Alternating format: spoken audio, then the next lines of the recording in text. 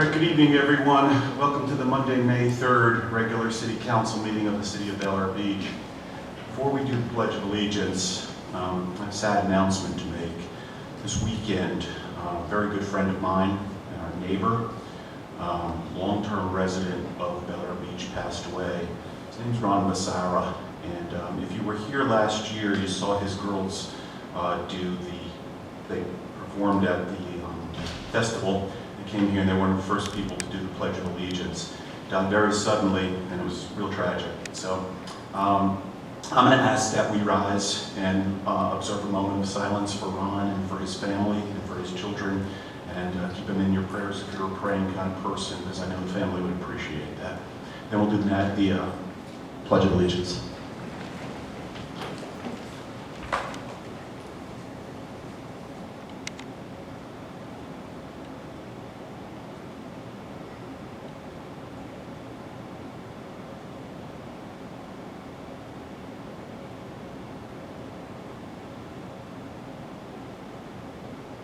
Thank you.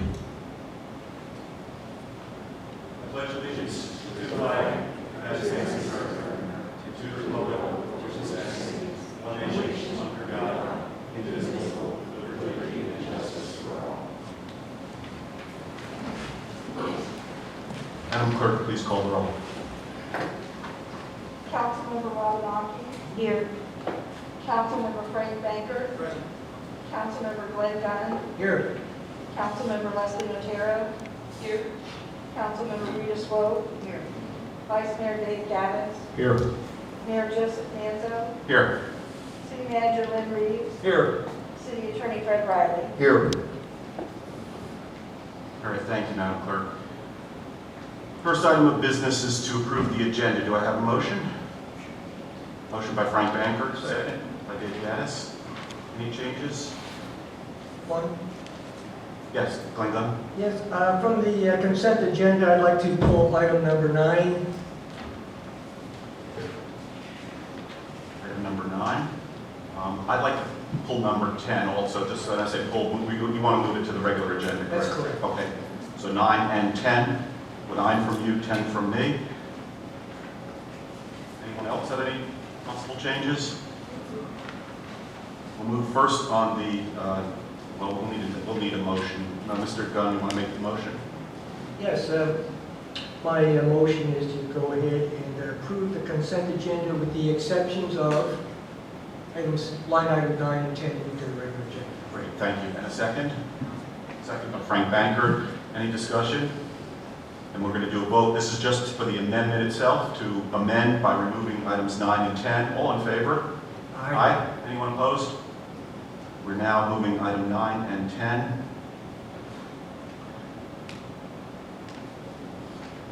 I'm going to take what's 12 right now, I'm going to make that 12C, and I'm going to make 9 12A. And 10 is going to be 12B. Now with that, the motion that Frank Banker had made initially on the approval of the agenda as amended. Anybody else have comments? All in favor? Aye. Anyone opposed? The agenda is approved as amended. Next is item 2, citizen comments. Everyone has a 3-minute presentation on any topic that is not on the agenda. If it's an item that's on the agenda, we'll get to you later on, and I promise there will be time for everyone to speak on any agenda item. If you do speak, please come up here and please speak just like I'm doing right now, about 1 inch away from the microphone. Everyone will be able to hear you. Please give your name and address and address the council. Would anyone like to address council tonight? John Hanzig, and then Debbie Mall.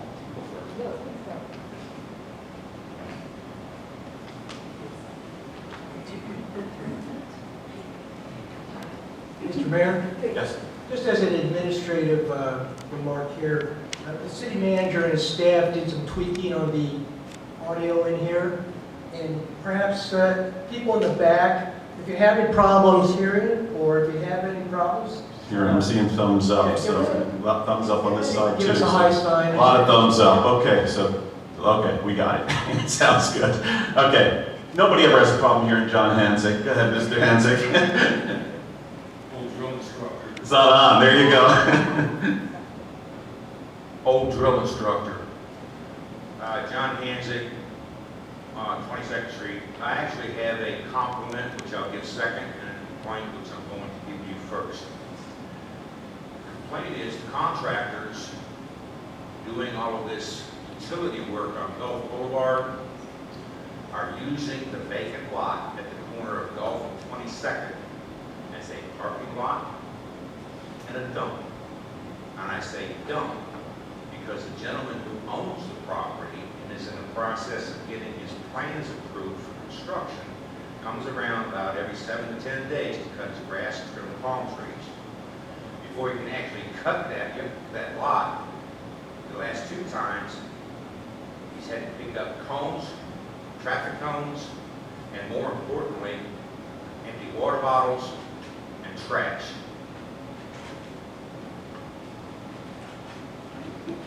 Now the compliment is to HX Plumbing, or excuse me, paving. They completed paving 22nd Bel Air Island Estates. And I observe periodically them doing their job again. Drivers in the dump trucks, well below the posted speed limit. The workers manning the equipment and doing the raking, hydrating, they picked up after themselves. I'd like them to be told that that was appreciated. And I'd like something to be done about all these contractors. The one in particular I see using quite frequently is that contractor Wright. They park their pickup trucks, they go in there, they think that's their place to do their thing. And I know I caught an earful this past weekend from my soon-to-be new neighbor whenever he gets his plans approved. So it is private property, it's not public property. So if something can be said to that contractor or to the subs, it would be most appreciated. Thank you. Thank you, Mr. Hanzik. Mr. Reeves, I'm going to refer this to you. If you'll please, if you care to speak about it later during your time, you can. If not, I'd like you to address it directly with Mr. Hanzik and the property lot owner. He's correct, this is private property. Thank you. Debbie Mall.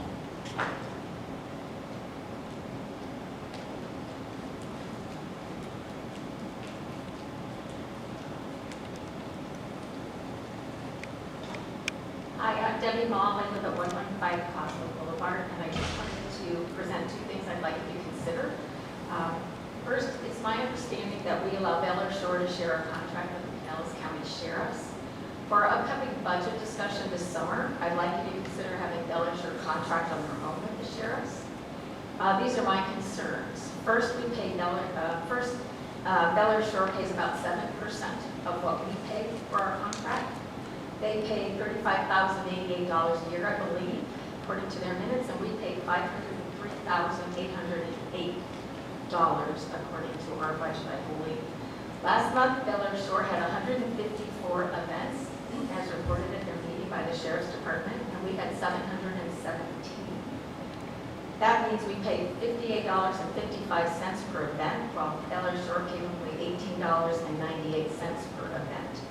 Bel Air Shore had about 17.68% of the calls, but only paid 7% of the total sheriff's budget. I believe that I read in their minutes, in Bel Air Shore's minutes, that they paid for 45 minutes of sheriff's time. And I can't remember if it was per shift or per day, so I'm giving them the benefit of the doubt and saying per shift in my calculations. And they also stated in their minutes that this was not even enough time to do all the house checks that they have scheduled. So not only does this mean that the citizens' tax dollars in Bel Air Beach are subsidizing Bel Air Shore Sheriff's Patrol, but that we, the citizens of Bel Air Beach, are actually paying the sheriffs to harass our own citizens who put up umbrellas on our own deeded accesses as well as for Florida's public land.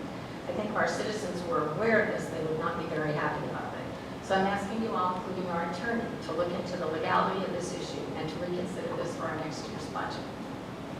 In addition, I noted that Bel Air Shore is hosting the BC meeting on July 28th at our own City Hall. I'm assuming that we're charging Bel Air Shore for the rental of our community center for this meeting. Since in the past we have denied our own local Girl Scout troop from using our community center without charge, I think we'd have significant issues if we allow Bel Air Shore to use our community center for free. So I really would like to see that there's a contract signed for that. In the past, up to maybe 5 to 8 years ago, we had a good relationship with Bel Air Shore. But new people have moved in and things have changed. We've maintained and upgraded the access and the parking lots, which I don't disagree with doing, except that they allow Bel Air Shore allows significant numbers of construction vehicles to drive over the gate rails and park in the lots, and Liz witnessed this firsthand. That creates additional wear and tear on the rails and the parking lot that we have to pay for. We drag their homeowners' private beach property. We do that. Heck, even our own city manager had to get homeowners' approval for the Gulf Beautification Project from their own citizens. Now, I know that we got Pinellas County money for that, but they did as well. So I would just like you guys to look into this for the community. Thank you. Thank you. Jody Sherwood?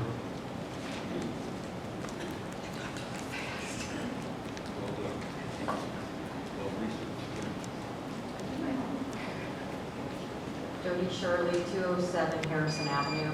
I just want to thank you all for actually kind of doing some of the words that were spoken earlier about HX paving. They did a great job paving Harrison Avenue. We had an incident today that I think photos were emailed to all of you all, that we had a concrete truck on Harrison Avenue that dug some pretty deep, divots in the road.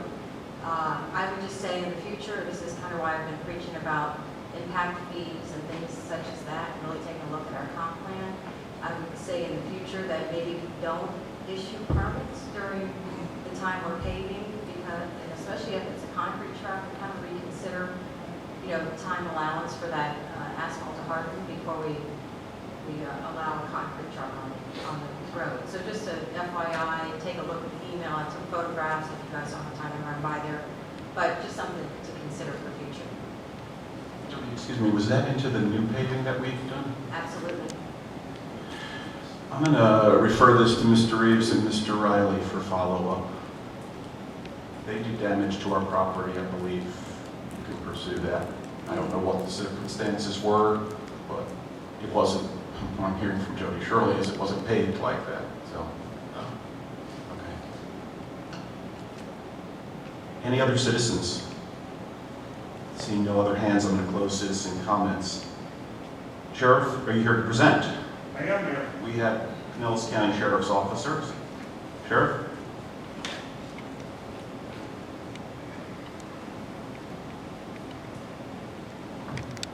Good evening. Sergeant Switch with Pinellas County Sheriff's Office. For the month of March 2021, for the UCR property and person crime reporting, there was a total of 2 incidents that were labeled as assaults. I did look those incidents up. One was a domestic battery, and the other one was just a run-of-the-mill battery where the victim didn't want to prosecute. For March of 2021, there were a total of 3 people arrested. Again, one was for the domestic battery, one was for a warrant, and one was for DUI. For that month also, there were 713 total events, and leading that was traffic enforcement, in which 165 traffic stops were conducted. And then in those 165 traffic stops, a total, they must have been traffic stops and parking violations, and 148 citations and warnings were issued. And for citations issued, a total of 10 citations were issued, and the other were parking violations. And then there were some loading stops along the intercoastal waterway also. And then there were 2 crashes that were investigated in the city. And I don't. Sheriff, once again, a fine job by the department here. One of those incidents sounds like it's domestic violence, which there's not much you can do other than react to it, which you did, it looks like. This is excellent. I'm looking through the year to date, we have 6 incidents in our whole city. There's people who have 6 incidents in an hour, so we've got 6 in a year to date. That's fantastic. So congratulations to everyone in the department, and keep up the great work. And as always, Mayor, I'll pass it along to the other shifts. Thank you. Anyone else on council? Yes, Glenn Gunn? Yes, we just heard from Ms. Mall about that, and the relationship is your officers basically manage the Bel Air Shore stuff during the same shift, correctly? Right? Is that correct? Yes, sir. So why can't we look at Bel Air Shore stats compared to ours, and we can track those monthly and kind of get a big picture overview of what's going on between Bel Air Beach and Bel Air Shore, and maybe we can connect the dots on some of the things that Ms. Small's bringing up. So my recommendation is, in the future, that we get to see the Bel Air Shore stats at the same time. Is that possible? I would have to look and see when the reporting is sent to us. Sure. We come out and present at the city meetings, but I don't see that it's not possible. I'll pass that along to Captain Weiner to see if that's something that. I mean, it just makes sense that it's our guy kind of working both areas, so why not wire the two together so we get the big picture of this thing? Councilman Gunn, I agree with you. I've actually made that request several months ago, and I know we made it to the sheriff, and I've never seen it. I said, let's see what's happening over there. From an enforcement point of view, you know, we see what's happening sometimes with, you know, enforcement here, but we don't know what's happening over there. And I think some of the residents are, you know, of the impression that, you know, either there's too much enforcement, not enough enforcement, you know, we'd like to see what's going on. I mean, it seems to be, at least these reports, the general reports seem like they're a public record. Presenting them, I know you're presenting them in Bel Air Shore, so, you know, we could go and get the minutes, but the minutes typically come out a month or so later. So if you could forward them to us, to what the councilman, you know, said, I think that's a great thing. I know that, I made that request before also, so we'll double that request. How's that? Read it as soon as I leave here, I'll forward the email. Excellent. Captain Weiner. Thank you. And I think that'll help the citizens too here, see what's going on. Other council members? Dave? Thank you for your service. I think what may help us, and you also, is if we just go ahead and do a records request just on those with Bel Air Shore for, say, the last year, and we've got some immediate stats, and then we can look at maybe either renegotiating based upon the number of calls or something like that, or you know, splitting up. Whatever works best to both parties' advantage. Anyone else on council? Did anyone from the city have any questions for the sheriff?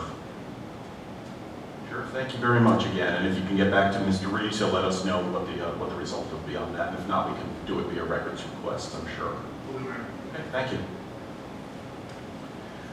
All right, we're going to move to the consent agenda as amended. So it's going to be items 4 through 8, and then item 11. I'm going to read them once, and then we're going to approve them.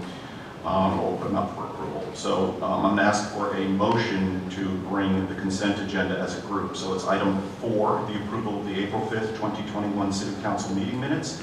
Item 5, approval of the April 14th, 2021 City Attorney Riley presentation minutes. Item 6, approval of April 26, 2021 Special City Council minutes. Item 7, approval of April 26, 2021 City Council work session minutes. Item 8, proclamation 52nd Annual Professional Municipal Clerks Week.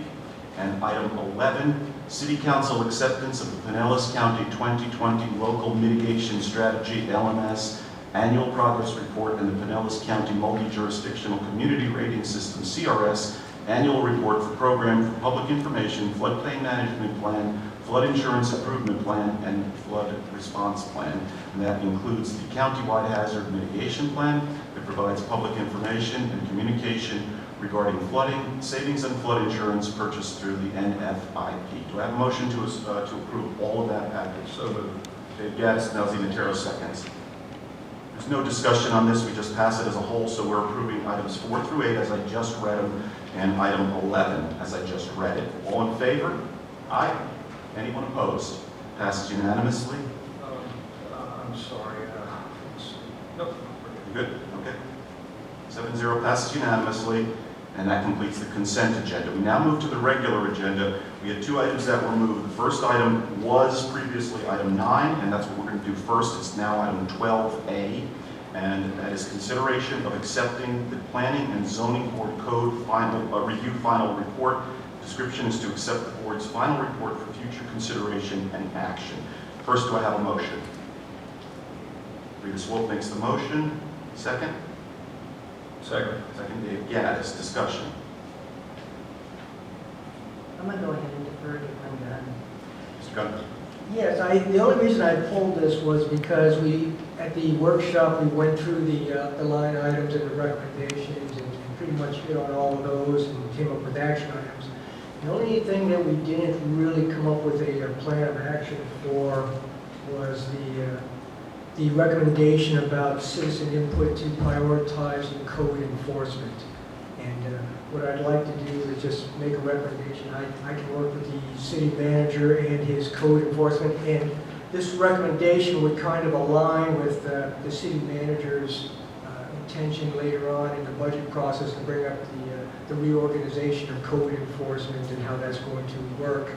But rather than try to spool up another committee on this sort of thing, I think we have the data to make some smart decisions with that thing. And I will plan on sitting down with the city manager and Laura in code enforcement and go through their records and their lists. We get them every month at the council meetings, and just try to characterize what the major players are and come back with some prioritizations for code enforcement, which kind of segues into some of the other discussion we had about code enforcement. There were some concerns about focusing on the wrong things and that sort of thing. Well, what I want to mention is that code enforcement is an important thing for us, because while we haven't gotten into real specifics of what a premier residential community looks like, we basically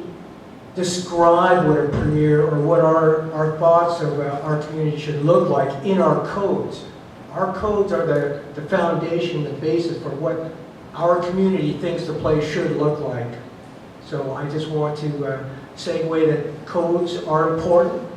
The ordinances support our strategic plan and aesthetics and that. And while we may not specifically say this is exactly what our community should look like in our strategic plan, our codes basically describe what that is. And it's a foundation for how good neighbors work.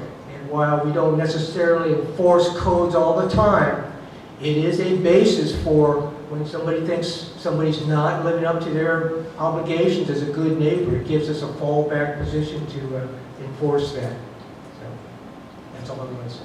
Thank you. The way I understand this, number 9 here, is we're accepting the board's report, but we're not implementing that report. We just had about a 2-hour session, as Councilmember Gunn just said. So this is, we've done this before. We accept it for final review. In fact, if anyone read the minutes of the work session, pretty much had most of the concerns that we kind of had consensus on. So each one of those actually represents an ordinance change that has to be changed separately. So there's going to be more debate on this, and I think that's also where your concern, with the code actually comes in, and we certainly can prioritize it. So we had a very healthy discussion, I think, with that, and I think we'll probably have more. So I'm fine with it, with that understanding. So anyone else on council? I'd like to back up what Mr. Gunn said. Basically, there was a certain look and feel to Bel Air Beach that drew us all here. And I know that sometimes code makes us angry, and we want to try to change things and tear down for our own purposes. But at the end of the day, the more of it that we remove, the less it becomes Bel Air Beach. It becomes some other town that we moved away from. So I'm hoping that everyone is understanding as we go through this code that we're not picking on anyone. We're just trying to make sure that we're that premier city that everyone loved whenever they first came here. That's all I'm going to say. Anyone on council? Citizens, any comments? Back to council with the last word to Rita Swope. I'm getting a call question. Okay. So now is the revised item 12A, and it's consideration of accepting the Planning and Zoning Board Code final report, the review final report. This will, yes vote will accept the code's final report for future consideration and action. All in favor? Aye. Anyone opposed? Passes 7-0.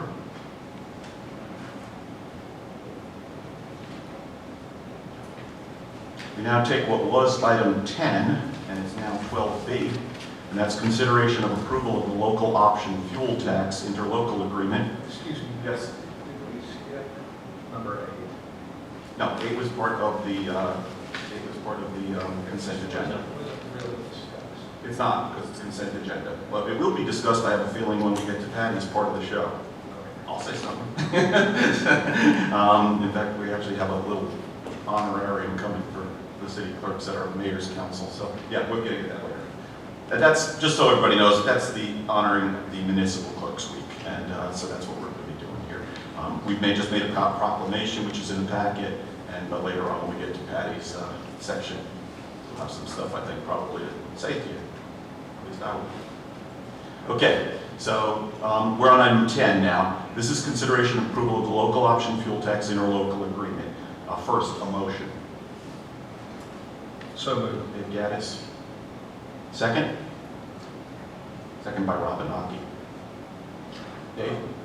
I actually read through this, and even though it's a 5-cent, the potential for a 5-cent tax, I saw opportunity for our town.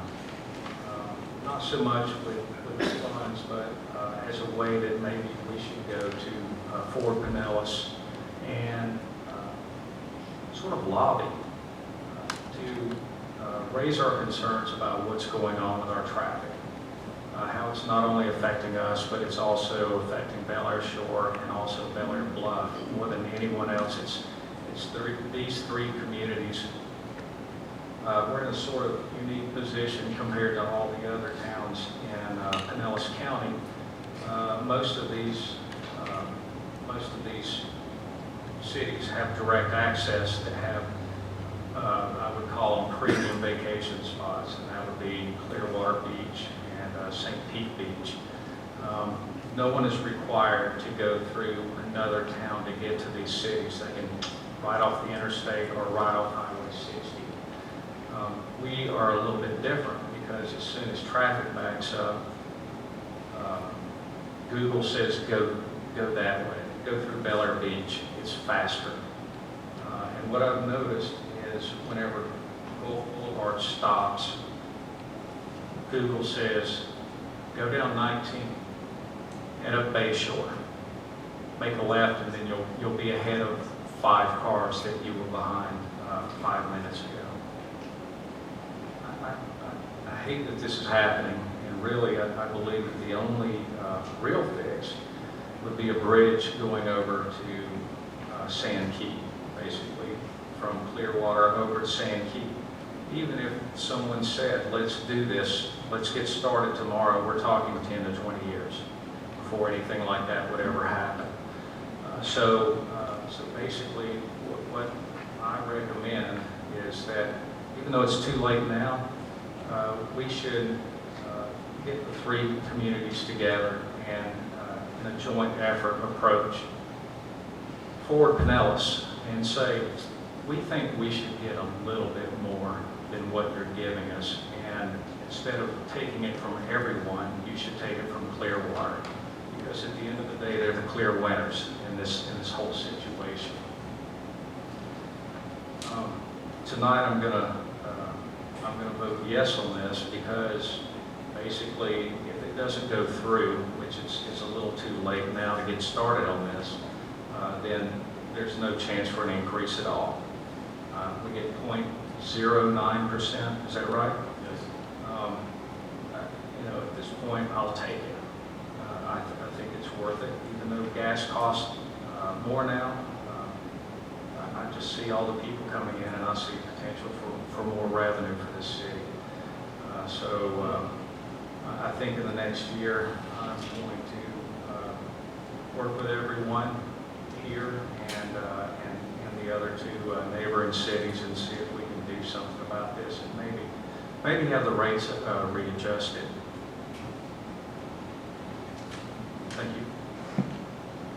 Dave, the reason why I had asked to move this into this the regular agenda instead of consent agenda is the rate itself. I think it's pathetic. 0.09%.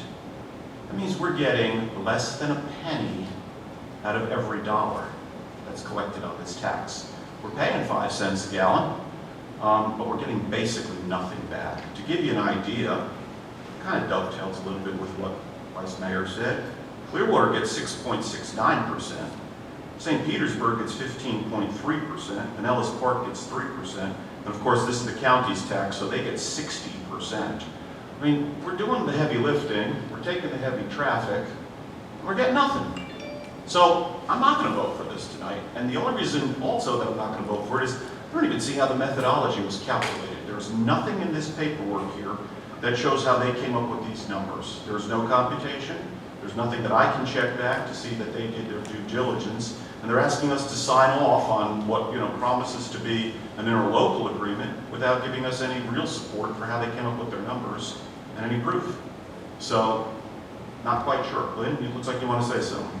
Mayor, how the percentages are calculated is by population.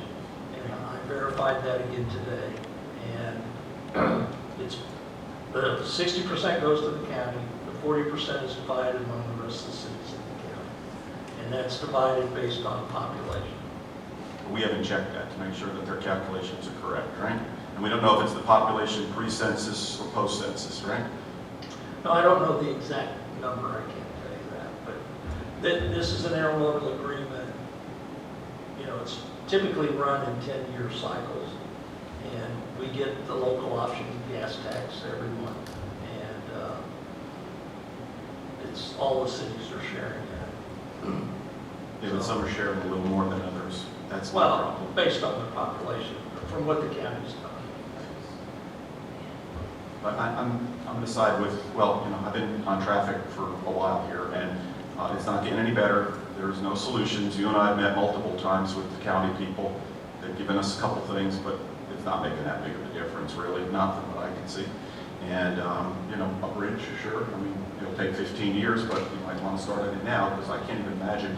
One of the things last year before COVID hit, in the Mayor's Council, they were talking about the Visit Clearwater St. Pete group was so happy that they had gotten the word out to everyone in the country, and they were showing us billboards in Boston and New York City and stuff. And they said, well, now that we've done that, of course this was right before COVID, they said, now we're going to focus on getting the people within the state to start coming here. So that's where they're going with this. They want more day trippers coming over from the mainland and from the inner portions of Florida. So I think whatever we have now might be looking back at these being the good old days if they get their wish.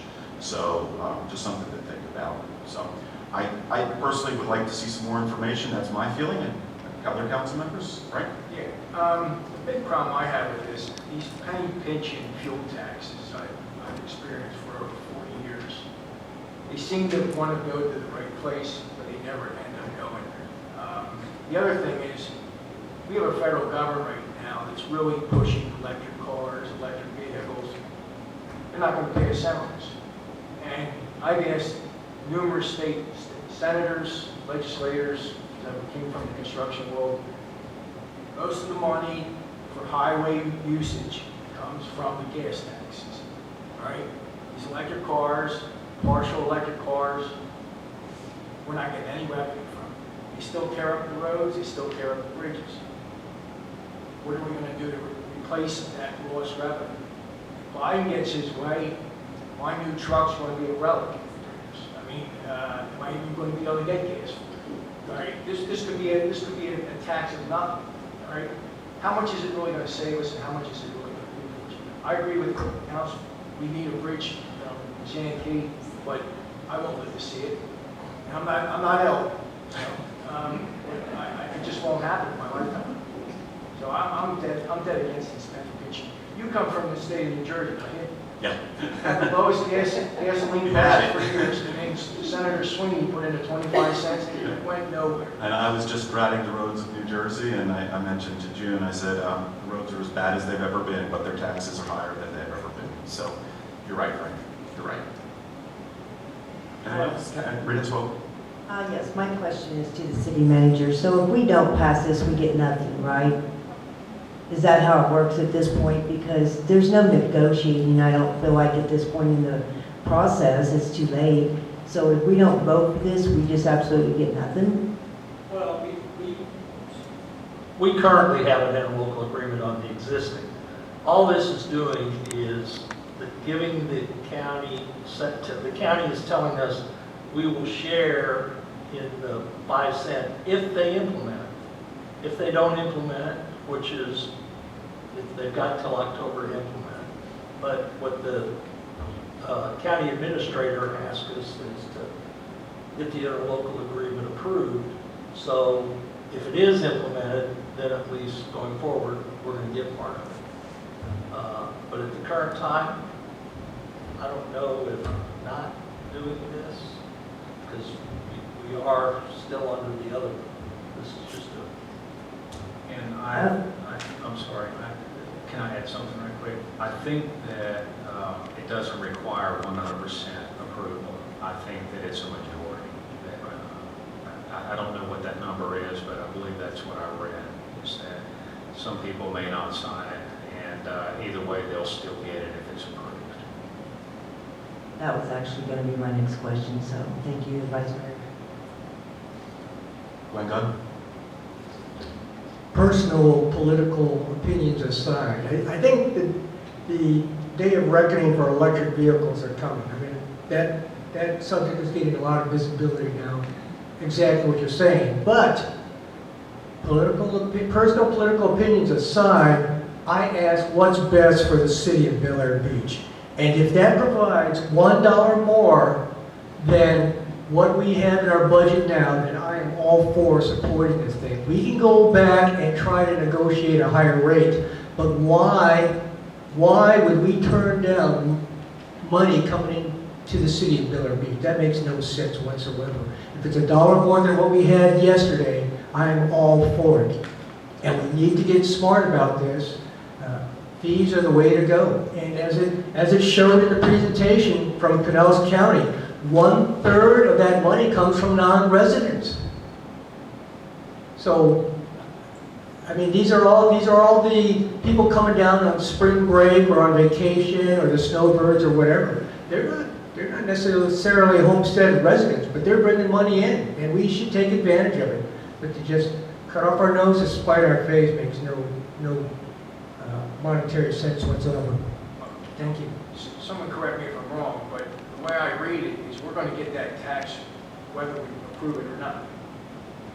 I think this whole, If the county approves it, yes. I think this whole thing should go back to the county committee and have it retooled.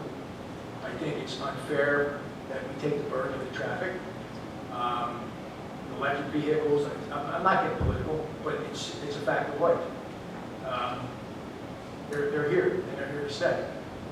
I just don't think we should jump on this and say bravo to the county for passing it, and we get smiddly. I'll go and then you go, yeah. So you don't negotiate contracts after you sign it. You negotiate before you sign it. And this is before we signed it. We don't have to sign this today. The county hasn't passed this. It's not even on their agenda right now. They have until October. It's incumbent on us. There's been at least 2, possibly 3. Rita Swope raised a question as to what happens if we don't do it. We didn't get a good answer to that. So go back to the county and find out. They have a county commissioners meeting every single month. And be it a representative from our council or our city manager goes there, or our legal representative writes a letter to them, and we square this away. This is negotiable right now, maybe. We can ask. The worst they could say is no. This is to sign this, it's what's known as a contract of adhesion. Sign it or else. We're not in that position right now. Sure, I'll take the money, but you said something, Councilmember Gunn, that 1/3 is paid by the outside people. It means 2/3 paid by the inside people. That's me. That's the people that I'm looking at out here. And if you're going to pay 2/3 of this tax, I want you to get more than a penny. It's not a tax. One second, don't interrupt. It's a fee. It is a tax. It's a tax. It's a fuel tax. So it's if you're going to get more than 1 penny on every dollar that the county collects, I just think that's a pathetic return for us. And it's always the same cities that are benefiting on this. Yet you're right. We get the wear and tear, and it destroys our quality of life. Some of these other cities aren't experiencing that same problem. Dave Yates. One of the reasons why there's dates matter, yes, they have to have it completely, they have to complete it by October. However, I think that there's a flow of processes that must occur, and they're looking for a June 1st deadline on everyone. Is that right, Lynn? Yes. County asked all the city managers to take this to our council and get it back to us by May 25th. And that's what we're talking. And that was from the county administrator. And they said basically the state of Florida would not allow it if it goes beyond a certain date. Also, I'd like to address the electric vehicle. It's capitalism. Basically, what's going to happen is eventually these convenience stores are not going to be able to sell fuel. What's going to happen? They're going to install electric fuel pumps. So if you think they're just going to give it away, it's not going to happen. It's going to be another form of fuel, and we will be taxed on that also. So yeah, during the transition, you're going to have, just like we have right now, you're going to have gas, you're going to have electric, and little by little be more and more electric. But all of these convenience stores are going to have to step up. And whenever that happens, if any of us think that Pinellas County and the state of Florida are not going to cash in on that opportunity, yeah, that's something maybe you should reconsider. I agree with you, Councilman, Vice Mayor, but I've dealt with the oil lobby for years, and I come from an area where natural gas flourished, and you didn't see no natural gas pumps in the southern part of the states and that like that. And now we just really are restricted to natural gas pipelines, okay? A lot of these electric cars that go in there and charge for free right now. There's one in Indian Rocks Beach, or there's a couple in Indian Rocks Beaches at the airports now. And I agree, one day someone's going to say we have to put a tax on it, but that tax isn't today. I really believe the county is trying to get all the communities to approve this, to say, oh, everybody wants to do this, so let's move it. This needs to be retooled. Any other council members? Let's open this up to the citizens. Citizens, any comments? Seeing no comments, I'm going to bring it back to council for final word. Okay, then I'm going to do this by, I'm not going to do this by voice vote. I want the votes recorded on this one. So item 10, which has now been revised to item 12B, is consideration of approval of the local option fuel tax interlocal agreement. And the description is approval of the agreement between Pinellas County and Pinellas County municipalities for the administration and expenditure of the proceeds. A yes vote will approve that and bring it to county. Madam Clerk, will you please call the roll? Councilmember Rita Swope, Yes, aye. Councilmember Leslie Otero, Aye. Councilmember Glenn Gunn, Aye. Councilmember Frank Baker, Councilmember Robin Ockley, No. Vice Mayor Dave Davis, Aye. Mayor Joseph Manta. No. So it passes 4-3. Mr. Reeves, you go forward with the county and please let them know that I'll sign it tonight, yes? Okay. Back to our regular agenda, item C. That's 12, it was 12, now it's item 12C. This was an item that was deferred from last month, and I see some of the individuals are back. Consideration of appointments to the Citizen Advisory Committee. The City Council is going to vote by ballot to appoint up to 5 members to that council. We have we have 6 people up for consideration. Ron Zaganik, Mark Goldman, John Hanzig, John J. Hayes, Robert Reisberg, and Jody Shirley. First, I just need a motion for consideration of this group of individuals. Do I have that? So moved. Dave Gaddis, second. Robin Hockey. Comments before I open it to the floor? I'd just like to thank everyone for signing up, nominating themselves. With that said, obviously our thanks for coming out to do this and coming out actually for the second time. What we typically will do is allow anyone who wishes to speak in their own support or in support of another person to come up. And of course, you can say something against the person too, just let's keep it polite here if we could, keep it factual based. So with that said, I see some individuals in the audience. Would anyone like to address council? Marv, I don't think you're on this one. I have you on the next one. Mark Goldman, I think, right? Mark is on this? Wait, hang on one second. Mark Beam is on number 13, I don't see him on number 12, see? No, I'm not on it, I just wanted to comment. Okay, that's fine, so we have, I have Mark Goldman, then we'll go with you, okay, go ahead.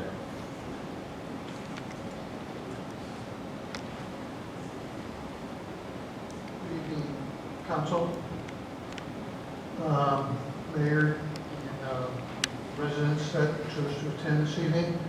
I'm Mark Goldman. I'm a resident for almost 21 years now, and spent about 2 years on the Underground Committee, trying to get that project completed, and I'm happy to announce that it was completed and quite satisfactorily.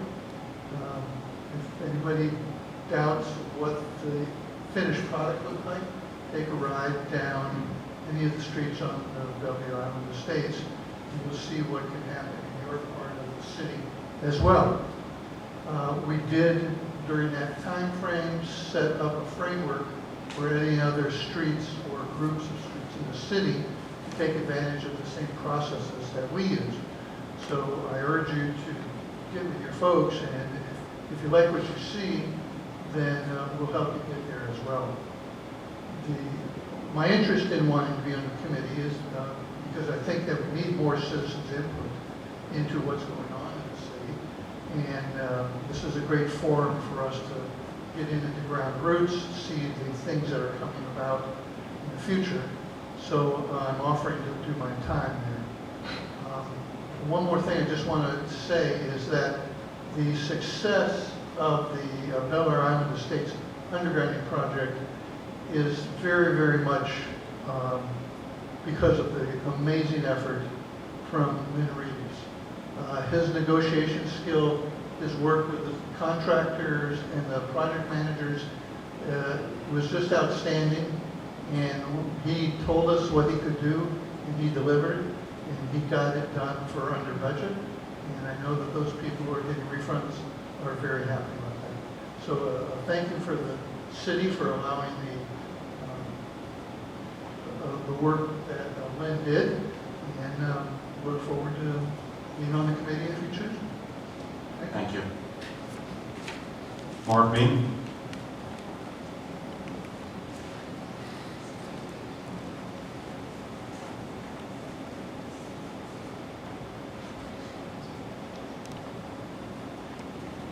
Mark Beam, Louisa Drive. I think what you should do as a council is actually have all 6 people on that committee. Because there are times that you might find one person not being able to make it, the other person can fill in. But since 6 went ahead and said, okay, I want to do this for the city, I think you should go ahead and Thank you. Anyone else? I see no other hands. Council, any, yes, I'm sorry, wait, I'm on my outside right now. Anyone else? Okay, then I'm going to bring it back to council. Glenn Gunn.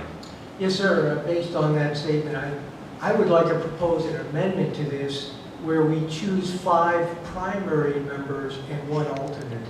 And the reason behind that is to have 5, an odd number, who can conduct business. And yet, these are very busy people. They have other careers, and they are volunteering their time to assist us. And they bring a lot of skill sets to us and a lot of acumen, business acumen. And we need to take advantage of all of them. So if somebody's out of pocket traveling or called away by other duties or business or whatever, we have the alternate who can also slip in and help conduct business. So that's my amendment. My proposed amendment: 5 primaries, 1 alternate. I don't know that I can accept your amendment right now, and I'll tell you why. This was, the formation of the committee was passed, as I recall, last time, and that was passed by ordinance or resolution.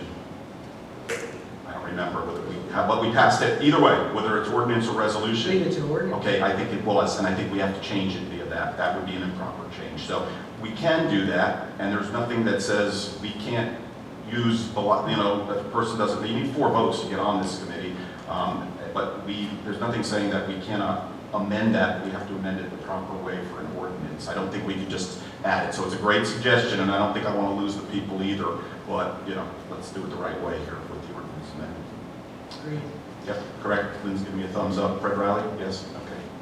All right, other council comments? You need a table, understand? No, I don't think so. I think we can move, everybody wants to move, I'll just take a consensus, everybody wants to move forward with getting individuals on, and if you need, in order for this to happen, our rules say you have to have 4 votes, so it is, you're going to vote for up to 5 members. You can vote for 0, 1, 2, all the way up to 5. If anybody gets 4 votes is on. Anyone else can come back and we can amend this, but we're going to need 2 meetings before we can amend that ordinance. So it might be a little bit of, you know, might be 2 months before we do it, but I don't think that's a bad idea. Actually, we kind of missed that one. We probably should have had alternates in there, but we got the committee, so we'll amend it. Patty, do you have ballots to pass out? Or do you want the ones that we have in here, in our books? They're at your seat. Well, there's one at your seat. There's one at our seat? Yes. Upside down.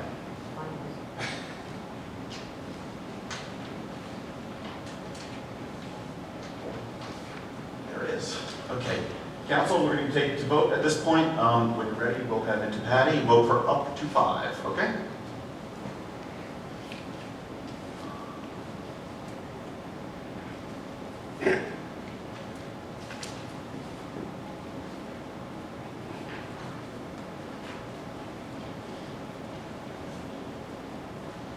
Thank you.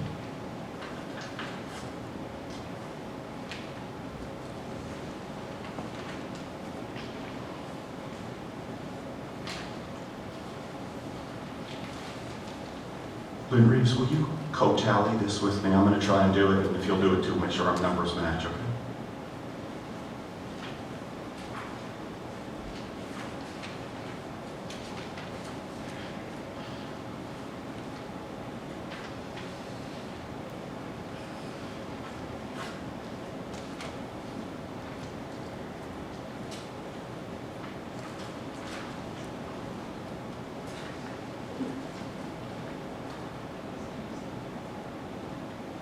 Patty, if you could just go through relatively slowly, because Lynn and I are both recording this, and if you take it in the order that the names are on the sheet here, that would be great, but it doesn't really matter, but if you go slow enough, we'll get them all.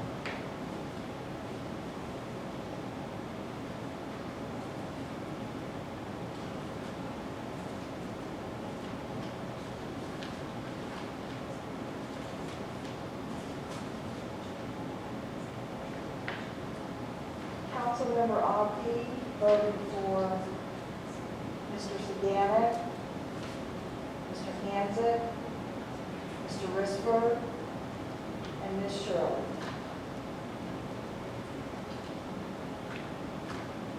Councilmember Baker voted for Mr. Saganek, Mr. Goldman, Mr. Hansick, Mr. Risper, and Ms. Shirley.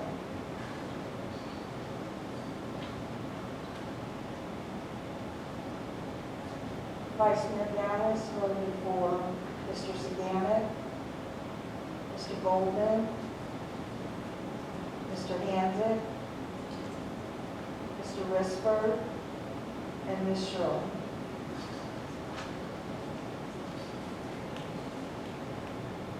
Councilmember Gunn voted for Mr. Saganek, Mr. Goldman, Mr. Hayes, Mr. Risper, and Ms. Shirley.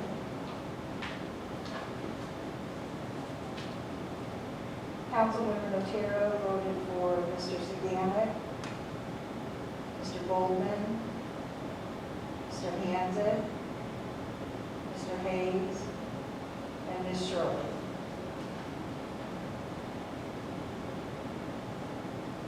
Mayor Manzo voted for Mr. Hansick, Mr. Hayes, and Mr. Risper. Okay, so what I have, I'm going to just go down by the totals here. And Lynn, I'm sorry? I have one more. Oh, we have one more? I'm sorry. I'm sorry. Councilmember Swope voted for Mr. Saganek, Mr. Goldman, Mr. Hayes, Mr. Risberg, and Ms. Shirley. Okay, that concludes the voting, right? Yes. Okay. All right, so I have 6 votes for Ron Saganic. You're on the committee. Congratulations.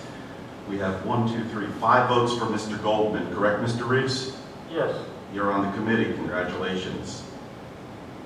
I have 5 votes for John Hanzig. You're on the committee. Congratulations. I have 4 votes for John Hayes. He's on the committee. Congratulations. No, Mayor, No? no.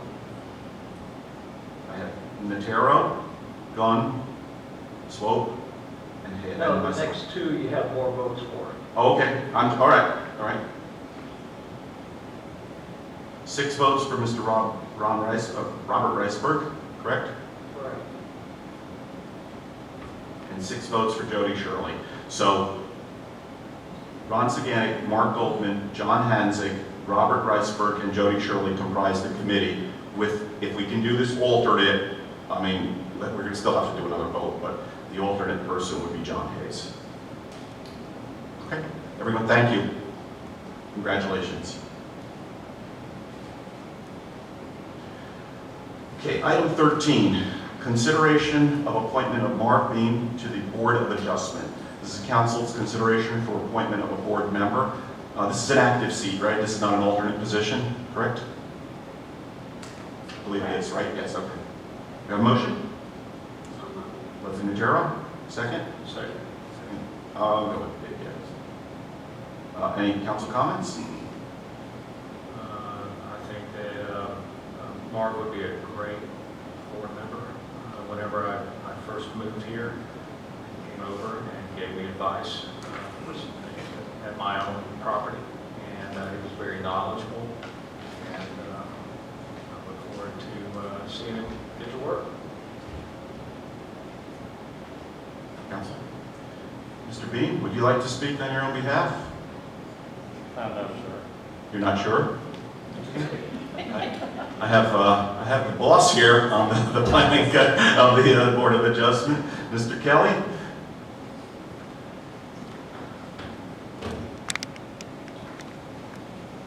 Mike Kelly, Hibiscus Drive. Marv has already served on Board of Adjustment with us prior to becoming a council member, so I strongly endorse his return and hope as an active member he steps right in with training already done, just like Dave just said.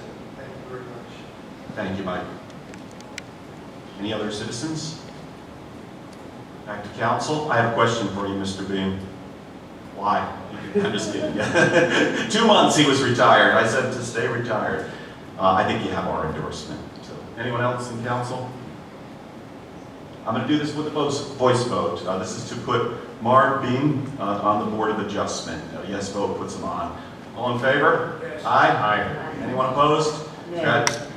Nay? We have 1 nay, so 6-1. Rita Swope is the nay. 6-1, Mark Beam, you're on. Congratulations. Mike, are you full now? Just give me a thumbs up. He's giving me a thumbs up, so the Board of Adjustment is full now. Mayor, they're still missing 2 alternates, Patty? Alternates, right? Correct. Yeah. Okay, We'll have another alternate application next month. excellent. Okay.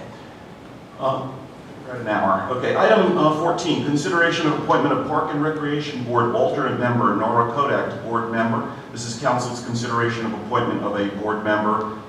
She was an alternate, so this is moving her on to the regular board. Do I have a motion? So moved. Robin, and second? Second. Second, Dave Gaddis. Council comments?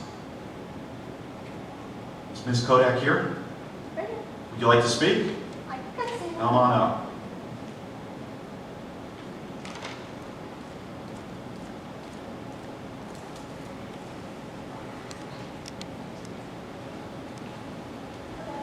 I'm Nora Kodak, I live at 6 Second Street.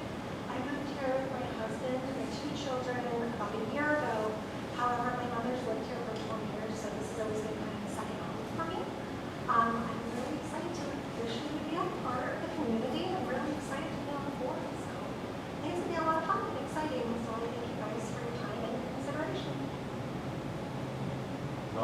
full time, and thank you for working on the board so far. Hopefully we'll get you on the full board here in a couple minutes.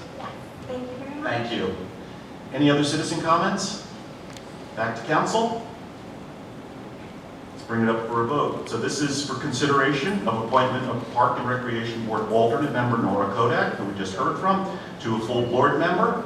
A yes vote accomplishes that. I'm going to take a voice vote. All in favor? Aye? Aye.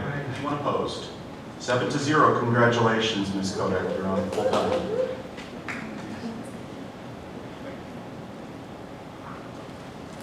Okay, next is item 15. This is consideration of resolution 2001-04. It's a resolution of the City Council of the City of Bel Air Beach, Florida, establishing an audit committee, providing for membership of the audit committee, providing for the selection of a chair, providing for duties and responsibilities thereof, providing for meetings, and providing for an effective date. This is consideration to establish a committee for review of city annual financials, internal controls, and compliance of policies and procedures. We deferred this from last time. First motion. So moved. Dave Gaddis. Second. Leslie Natero is raising her hand. Dave? I think it's something needed. We've discussed this in the past, and I am all moving forward.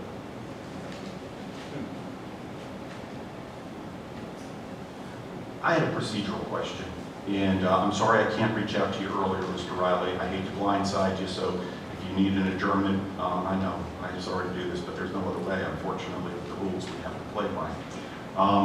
So the audit committee is specified under state statutes, under Florida 218-391, and it calls for it to be an audit committee. What is being proposed here is to basically take the Citizens Advisory Committee that we just appointed and add one council member to it and make that the audit committee. Now, historically, we have had, I wouldn't say a prohibition, but we discouraged people from serving on two boards. In fact, if you're on Board of Adjustment and you're on the Planning Board, you're actually prohibited from serving on two boards. It's not clear with regard to the Parks and Rec Board and some of the other boards, but it's what we typically followed. So what I'm throwing to you is I just want to make sure, because the penalty if we don't do this right is an invalidation. Not that we're going to challenge it, but perhaps a losing auditor might challenge it. So the process has to be proper. So what I'm asking you is, based on the proposal that's here, which is to utilize the Citizens Advisory Committee plus one council member, is that going to work in terms of statute 218-391? Yes, That's all I need to know. but I'll give you a better answer than that.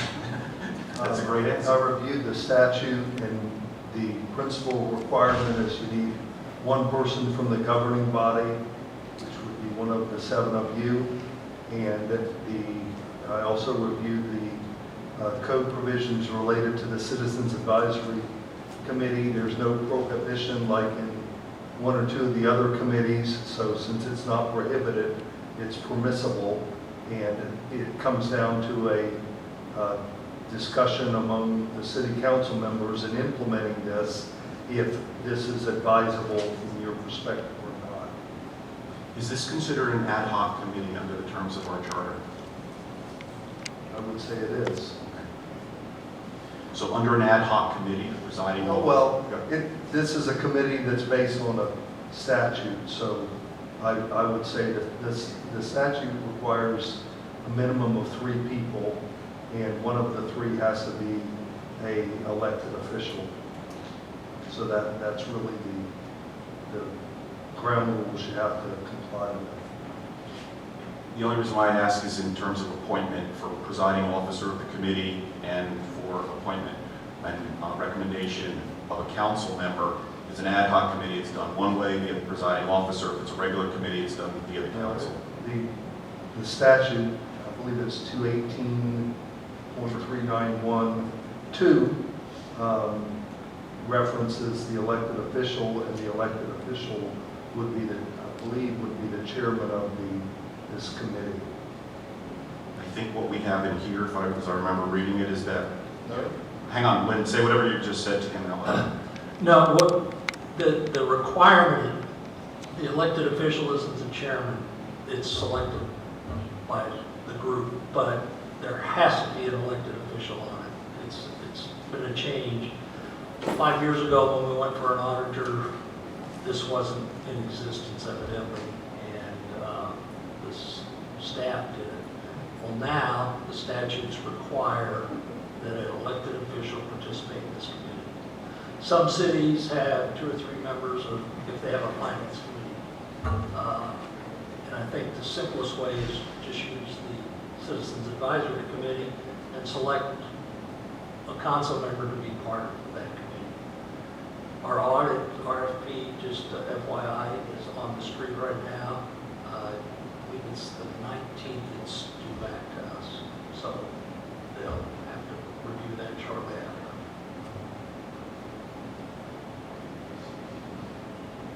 Any other council comments?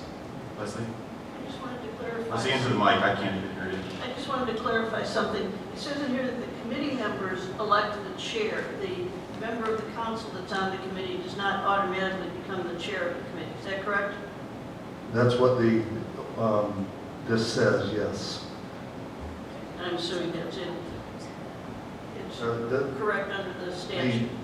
statute requires the elected official, and I may have misspoken. Just to be on the committee.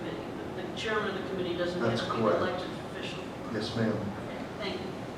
When do we intend to appoint the council representative? 'Cause that's not in here.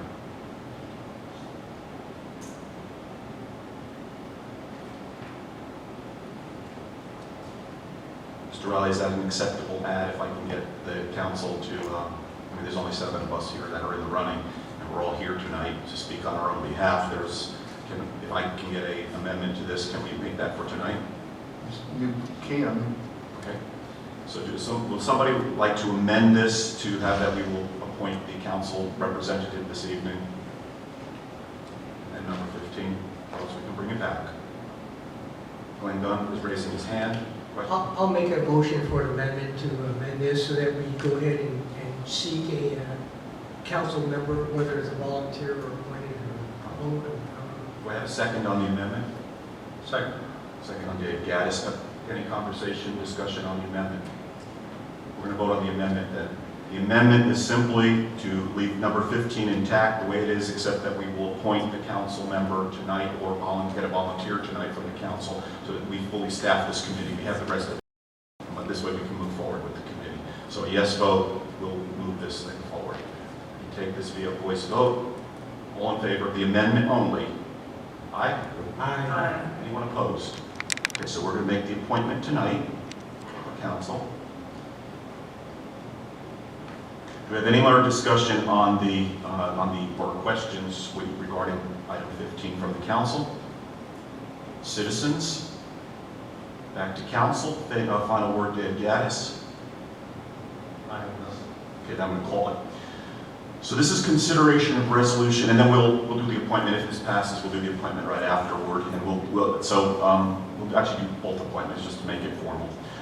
Consideration of Resolution 2020-104, resolution of the City Council of the City of Bel Air Beach, Florida, establishing an audit committee, providing for membership of the audit committee, providing for the selection of a chair, providing for duties and responsibilities thereof, providing for meetings, and providing for an effective date. A yes vote establishes this committee. All in favor? Aye? Aye. Is there anyone opposed? Passes. Mayor? Yes? Mayor, can I get a roll call on that? Sure, of course. Okay, so that vote's invalid. We're going to go to roll call, Madam Clerk. Councilmember Banker? Aye. Councilmember Gunn? Aye. Councilmember Notero? Aye. Councilmember Swope? Aye. Councilmember Aki? Aye. Vice Mayor Gaddis? Aye. Mayor Manzo? Aye.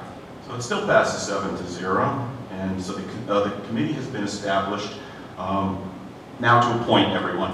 So we've already said that the Citizens Advisory Committee is going to make up these spots, so 5 members will be sitting on this. We now seek for anyone who wants to nominate themselves or someone else on the council. It's going to be council only.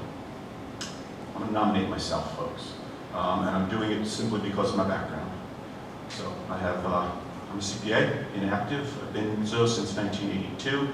Worked for Deloitte, and I've worked with auditors for many years in both my capacity as accounting manager at Zoning Corporation of America, New Jersey Transit, and also privately as a CPA. And I was active until I went to law school and I became an attorney. But I still have an inactive license, so I'm actually a licensed CPA. I just don't practice anymore. And I can't practice officially, but I can renew that license. So I have quite a bit of experience in this, and I'd love to give it to the city to help you out on this one.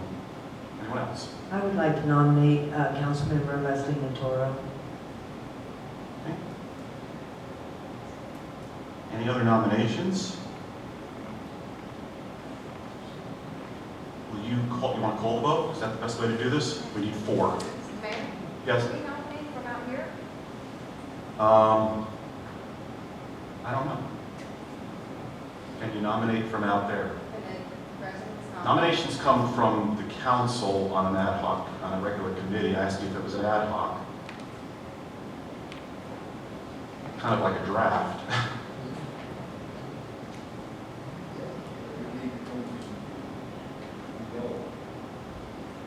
Sorry, I didn't hear you.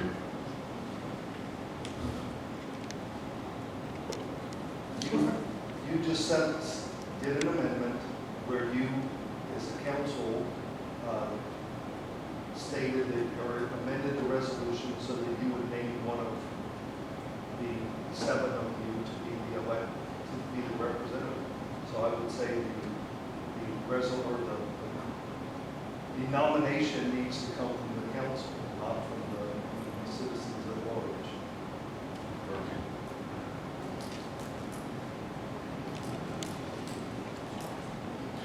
I will open it up if anyone wants to speak for or against from the floor. Okay.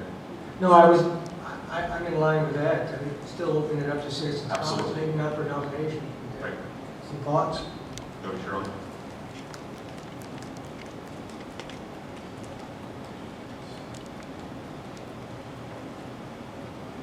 Jody Shirley, 207 Harrison Avenue. I know that Blaine Gunn has had a lot of experience in the past on budgeting and assisting with strategic planning, and I would love to see him as a member of the committee. Those are my only words. Thanks. Thank you. Anyone else from the citizens? Bring it back to council. I'll nominate Glenn. Okay. Glenn, do you accept the nomination? Yes, sir. Okay, we now have 3 individuals in the running for this. Anyone else? You need 4 votes. Madam Clerk, we have Leslie Natero, Glenn Gunn, and myself. The poll, please. Councilmember Baker, Mike Gunn, Councilmember Gunn, Glenn Gunn. Councilmember Notaro, Leslie Otero. Councilmember Swope, Councilmember Notero. Councilmember Aki, Joe Manzo. Vice Mayor Gavin, Glenn Gunn. Mayor Manzo. Joseph Manzo. We have 3 votes for Glenn Gunn, 2 votes for me, and 2 votes for Leslie Natero. So we do not have a winner. Anyone wish to withdraw?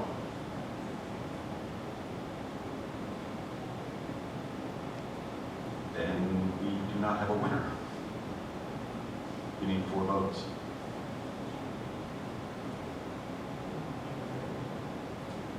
I will withdraw. Glenn Gunn withdraws. Second vote.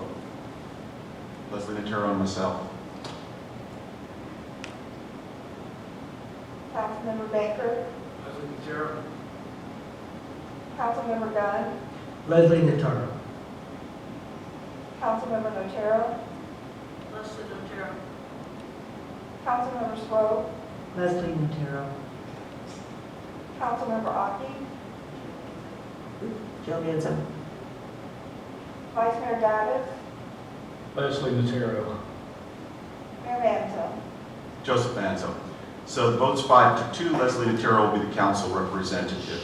This committee convenes immediately, Mr. Reeves, or like within a month?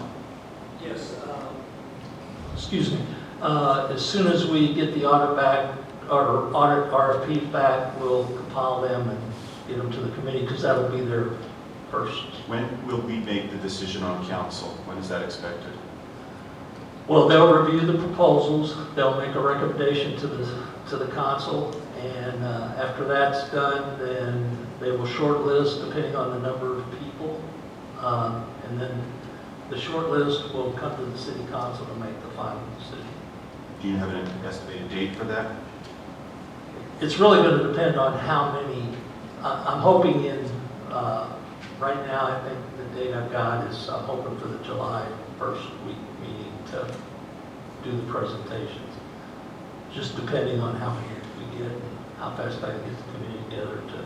And this fee will be integrated into our new budget, correct? Yes, yeah. Well, it's not for the new budget, it's for the current year budget. They will audit. That's. No, I'm talking about their fee, because we have a new, now we have. Oh, yeah, yes. Yes, because that may change. We're going to know those proposals with the RFPs. Okay, so as long as you're aware of it. Okay, wonderful. Anybody else have any questions? Move to item 16. Recap of the Florida League of Cities 2021 Institute for Elected Municipal Officials. It's called EMO2. Councilmember Gunn requested this. This is a recap of key learning points, recommendations, and best practices. First, let's just have a motion. So moved. Dave Gaddis. Second. Second. Glenn Gunn. Dave Gaddis, you want to give the floor to Glenn Gunn?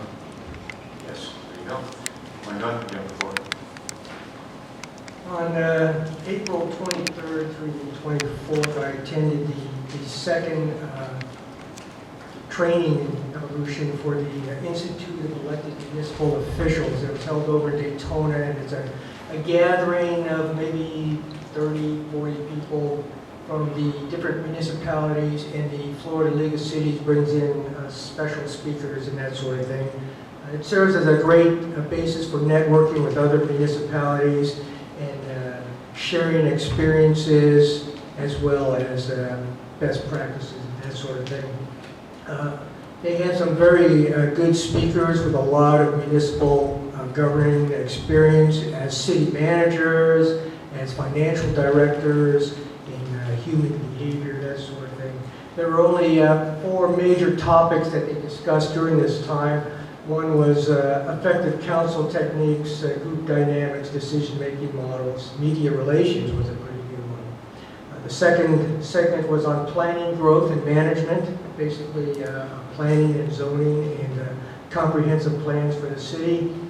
The third topic was advanced revenue and finances for cities. And it was interesting because the guest speaker and the leader of those discussions was a fellow by the name of Kimball Adams, who is actually the finance director for our neighboring sister city of Largo here. And he works on the board of directors with the Florida League of Cities and has a lot of experience as an adjunct professor with the Florida South University, that sort of thing. And the last thing was building your city's team personnel and labor issues. Obviously, some of this stuff didn't apply necessarily to us, but it was a great opportunity and just a thing to bring up some thinking. I'll just hit on some of the topics. Vice Mayor also attended, and he may have a different perspective. By all means, chime in, Vice Mayor, when you think there's something I missed.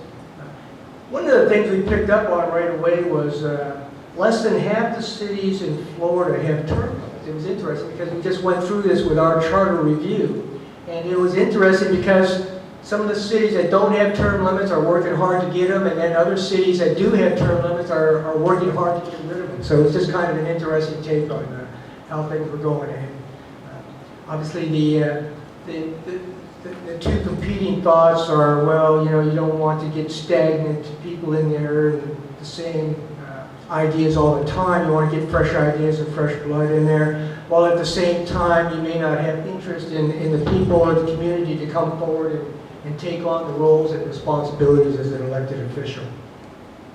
So that was just a good thing there. The use of workshops to build teams and work on improving the dynamics. The takeaway from that is what we see and witness here in our own groups is nothing new. All cities and municipalities go through the same thing. You get heated, passionate outbursts. You have very heated discussions. Some nights you walk away saying, boy, I wish I hadn't said that. And there are other nights when you say, that was a good night and we accomplished a lot. So it was interesting hearing all of these things. Interestingly, the big cities, the little cities, what you find is they all have the same issues, the same problems. The only thing that changes are the names of the people involved and the dollar values of the issues of the projects. It was very interesting. Some of the best practices I'll just hit on real quickly. Managing the council agenda to be strategic. You develop those things at the workshop, have the discussions, come up with a consensus and a plan so that when you get to things like the regular council session, it's just one item after the other. You kind of know, and if there's some extra thought or something like that, you can carry on and expedite business.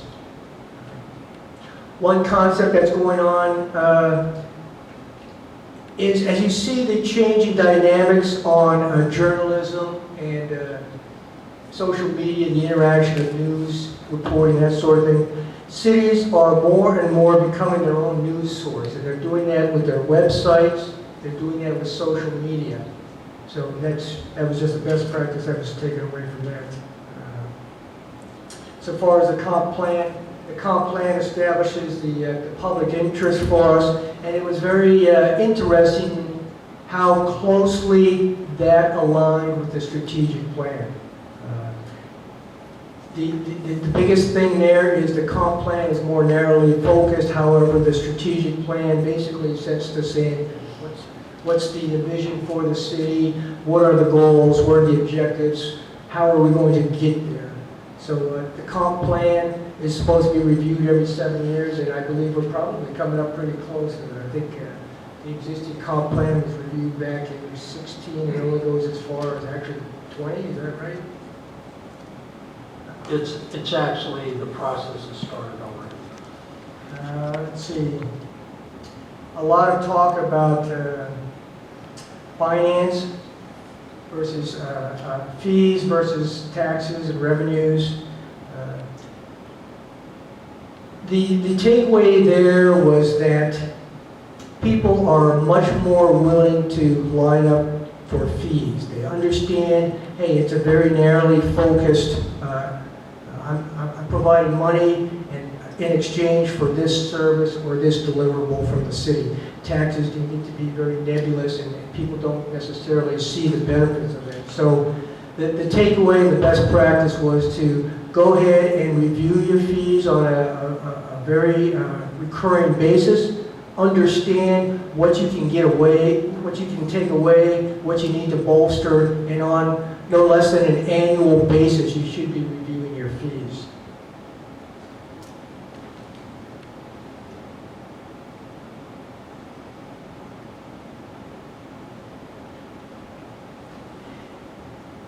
If you pave a road when it looks like it needs it, then you've waited too long.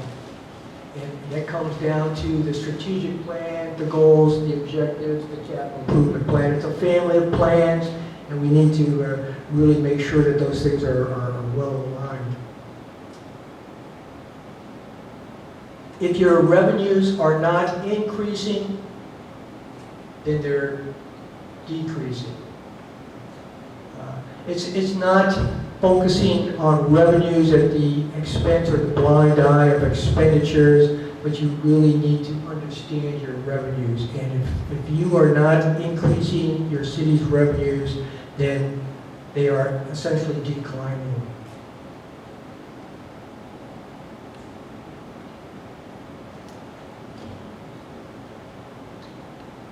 Yes, charge impact fees. We're seeing that more and more. I mean, we do work and then we have to turn right around and do it again at the expense. And again, understanding what's the cost of doing business. We pave a road, we plan for it, we do it, and then right behind it, somebody comes in to renovate a home or something, and we absorb the cost of having to repave that road. So impact fees, I think that's something that we will probably pitch at our newly established advisory committee, and in the budget review, we'll probably have some good discussions on that sort of thing. Along with the fees, examine the options. You can stop doing something, you can reduce services, and the best practice is to reduce them incrementally. You can raise the current fees, you can implement new fees, and you can just do a combination of a little bit of all of those things. Improvement is a continuing process, and everybody's all for that. Vice Mayor, I missed anything? Anything you want to add? No, I'll just echo what you said about term limits. Surprisingly, the Florida League of Cities is against term limits. And I think the reason why, what they were telling us is that the longer someone is in office, the more influence that they can have.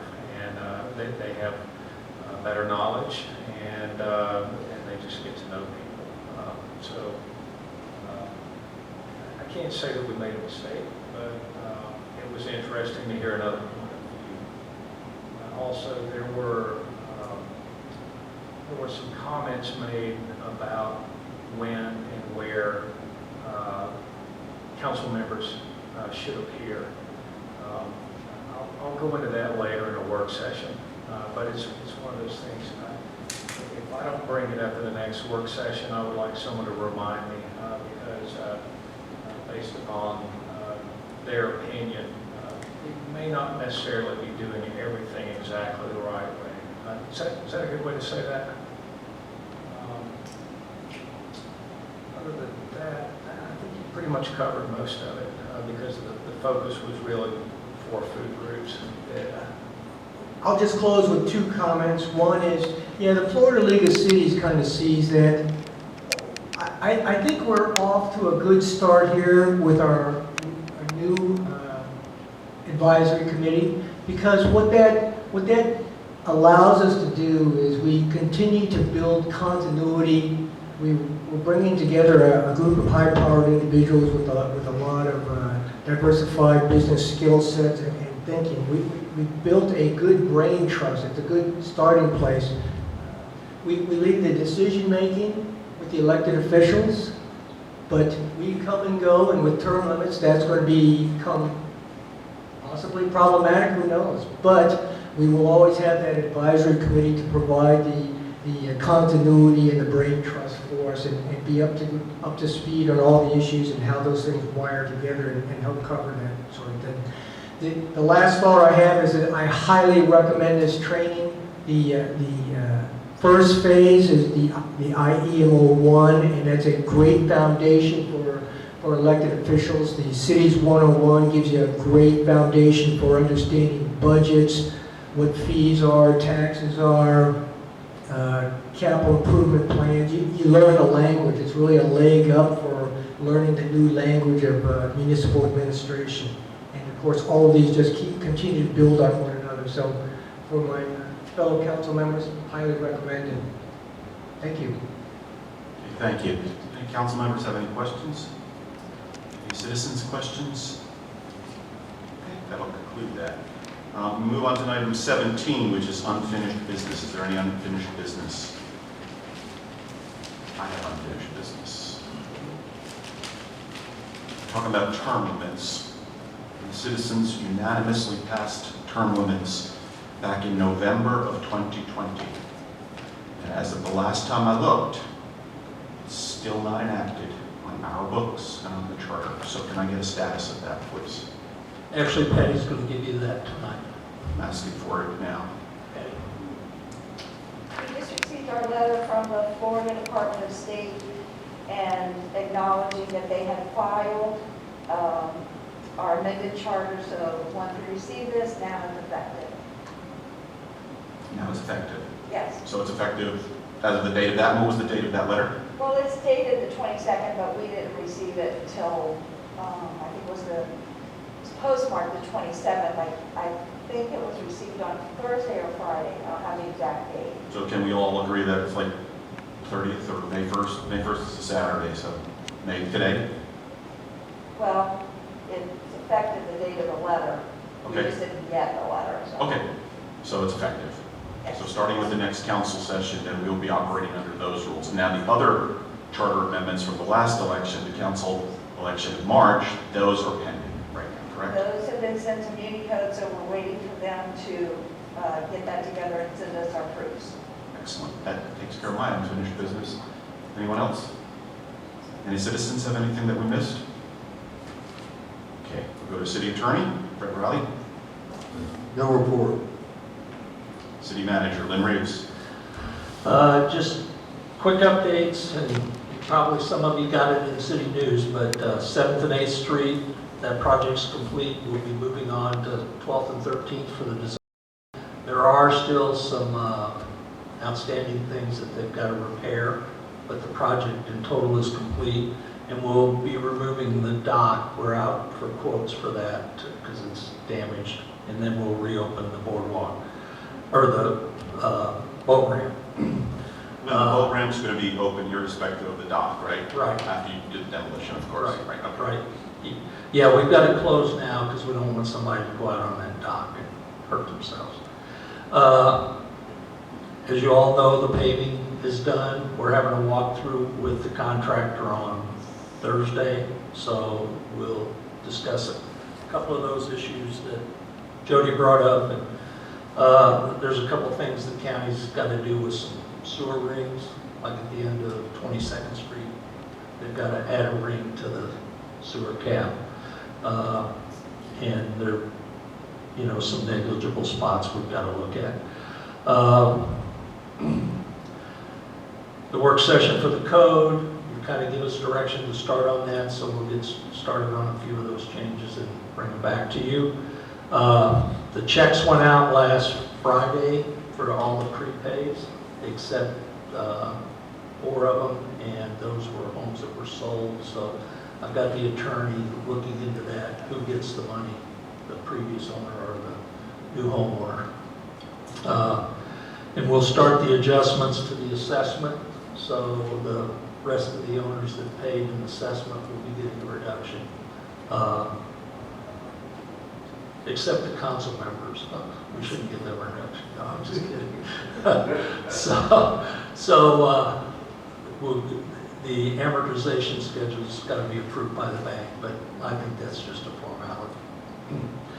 And I know everyone's heard about the American Rescue Plan and this $78,000 that Bel Air Beach is supposed to get.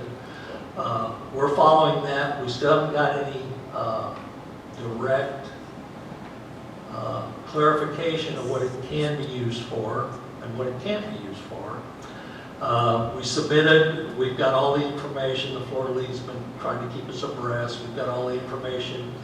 Actually today we submitted to the Florida League our DUNS number, our tax ID, the point person, stuff like that. So they keep talking May 15th, but we'll find out, and hopefully May 15th that'll give us more clarification, because really the answers are all over the place. A lot of, as an example, the state I think is getting like $23 billion, and they plugged it into their budget.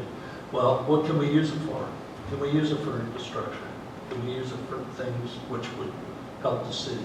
So we'll find out as more detail comes, but I just want to give you an update that we've done our due diligence, and we're in line for the cash if they're going to give it to us. I'll talk to the contractor, Wright. I don't have any, to my knowledge, there's no reservation for Bel Air Shore for this use of this building. So I will tell you that.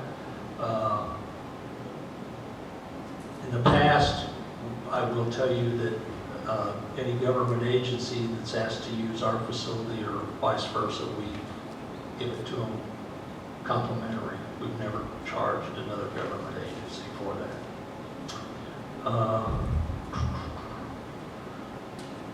And I think that's everything. Unless someone has a question?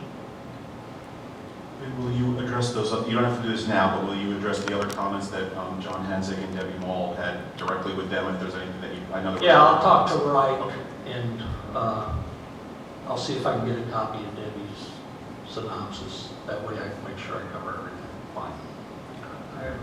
Yeah, Frank and Dave, go ahead, Frank. The dock on 7th Street, the removal, are we going to remove the dock because the dock's in good shape? Can that be removed from its pilings and placed someplace, or are we going to demo the whole thing? Well, the pilings are in bad shape, and part of the dock's broke underneath, so we're just going to remove it. And we have some estimates, and we're going to put an estimated number in the budget for next fiscal year to replace it.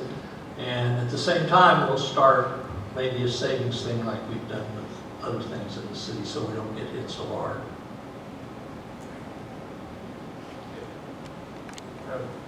Probably a really dumb, Yeah, we should agree. probably a really dumb question. I don't, I'm not a proponent or opponent of stripes, but is there any plans on putting any kind of lines or anything on our streets? I don't know if it needs it, but The only place- it's kind of weird looking right now.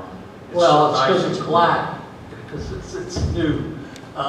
The only place that there's a requirement is the bridge, and we're going to let the asphalt cure a little bit before we do that, because FDOT inspects that bridge, and we have a bridge report, and every other year they come out with something, and we've got some work we'll have to do on that bridge, but it's... That's probably where it's, Yeah, you had the curb lines, and you had the center line on the bridge. Okay, and also, how did the island in the cul-de-sac reconstruction, how did that work out? They've already broke it. Piece out of it, but we'll get that taken care of. I think we can repatch it in. We're going to keep cones around it a little longer. They drove over the back. Was it too soft? Too fast. I mean, we had cones there, and they drove over the cones. So usually concrete's usually about a 28-day cure before it really gets hard. And of course, this didn't get 28 days of cure before they drove through the cones. They chipped a chunk out on the edge, probably about that big. But it's done, and hopefully it has some effect with the neighbors that we're concerned about. All right, thank you. I have something. Two questions actually. On this budget, I just happened to see the tennis courts. Did they go over budget? No, it went under. Okay. Because is the year-to-date actual was actually out versus the budget, or am I reading this wrong?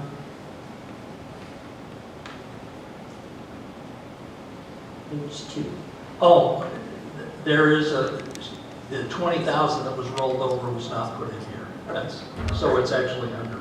All right, and then second, kind of going back to what Deborah Mall and Hensick were saying about the sheriff. At that Zoom call with the sheriff, I asked him to give us an estimate of what Bel Air Shore uses versus what we do, so we can see. Still, it's never got back to us. Well, I got some information back, and I need to find out what numbers are right, because I got something back from the sheriff, and currently we get a credit of $35,000, and $35,093, and that's based on population, and they're using the previous population, which sort of benefits us, but in any case. And then they did a study by calls for service. And they gave me 562 calls in the city of Bel Air Beach and 25 calls for service from Bel Air Shore.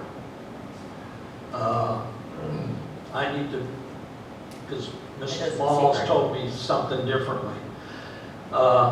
They did tell me that, and this was verbally, that a lot of the calls that are made are from our residents, even though they're in Bel Air Shore, so I guess they're calculating as, I guess if somebody's in the parking lot, somebody calls, And if that happened, if they went by the calls for service, we'd only get a credit of $22,000. And if we look at the crime factor, and I don't know how they had accumulated these percentages, but we'd only get a credit of $21,000. I will tell you that I would, we'll talk to the sheriff some more, because what Mrs. Mall said, I want to understand what these numbers are based on what she said. And then the other question, what if we say we want a full-time sheriff, which means our current contract would go up $35,000, and it would only be devoted to us, and where this part-time sheriff for Bel Air Shore would go to could be picked up by one of the other cities or what have you. So that's another option if we're concerned that we're spending. But you have to remember that all sheriffs go both places. As an example, if we get a call here, Sheriff from Bel Air Bluffs could come here as a backup. So it's kind of how the system works. We're getting more police presence than one sheriff's deputy in a lot of cases. No, I get that. I think it goes back to, well, if they get 45 minutes a day or whatever shift, but they're actually using 2 hours, then they need to pay for it. Right, and we can tell the sheriff if that's what the council wants to do. Well, that's what we need to figure out, like, what are they actually, I mean, if it's 50 minutes, they're paying 45, but they get 50 minutes, okay, but if it's a substantial, if they're getting twice as much, so if they're getting like buy one, get one free, essentially, I'm not into that. They're Well, getting 90 and we pay. Yeah, and the sheriff could come back and say, which he could come back and say, we'll take them away from you and you'll have your contract as it is. I can't tell you if that's what he's going to say, but that's a possibility. And then our contract would automatically go up, and that would separate us from Bel Air Shore completely. And we're also not budgeted to go up that kind of an increase, are we? Pardon? It's not in our budget to even go up that kind of an increase. Well, no, we'd have to do that at the next budget cycle, which is October 1st, because our current contract shows that in there. But what I think we need is options. If we stay how we are, if we separate, if they pay their fair share of what they're using, we need to have like those 3 options, and then we can make Well, that's we what may do nothing, but we need to have options and it's all about just gathering information. So we can at least appease the residents, because I agree with them. It's annoying if we're paying the sheriff to police us with a baby's umbrella. And then I don't even think an umbrella or a hood on a chair is allowed, because that's still a shade. So I mean, Yeah, like I said, I'm just giving you the information that was provided by the sheriff. So he calculated it in how we would pay, and he's willing to calculate it, any way you want it. I mean, that's what he's basically told me. So he's saying if you want to calculate it by calls, then this is how, they'll have to provide something that says how many calls are made by Bel Air Shore and how many calls are made by Bel Air Beach, which, according to this, he told me it came from their fiscal bureau, and he said there were 562 calls by Bel Air Shore and 562 by Bel Air Beach and 25 by Bel Air Shore.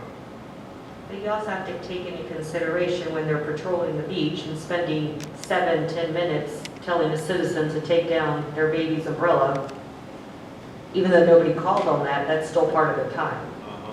So, I mean, I think those numbers are not a fair representation of what's actually happening if you take all of the aspects in.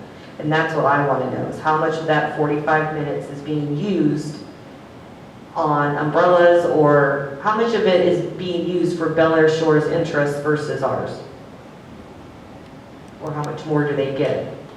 Well, I'll ask him further and ask him, Including the beach patrols that aren't necessarily from a call, because they're supposed to be patrolling the beaches every once in a while, is that my understanding? Or do they only go out there when someone complains? I think they have a directed patrol maybe once a shift or something. I mean, we don't have any, I don't assign a directed patrol for our beach unless I have a incident like somebody calls and says, hey, we got dogs on the beach at 7:30, 8 o'clock in the morning. So I will ask the sheriff to do a directed patrol of the beach for that for, a week or two, just to see if it is actually happening on a daily basis. Because I do hear, from various people that it happens every morning at 7:30 or 8 I've seen o'clock. Bel Air Shore residents walk their dog on the beach. I mean, Right. But you have to be very careful with dogs walking on the beach, because there's only a couple questions that a deputy can ask them when it comes to, if Johnny says it's a service animal, he can't ask him to produce anything that says it is. So that's part of the law. They can't. It's kind of like the bicycles, the electric. Bicycles are electric. Our ordinance says you have, Guys, you can't have it. you can't have Bel Air bicycles. Shore resident with their dog hanging out at the beach, sorry. Well, like I said, that's law enforcement has to ask those questions, but there's only a couple they can ask. And I don't know if Sheriff's Sergeant Switch, could I ask him to, maybe he can tell you. We have time. Come on up if you'd like, Sergeant.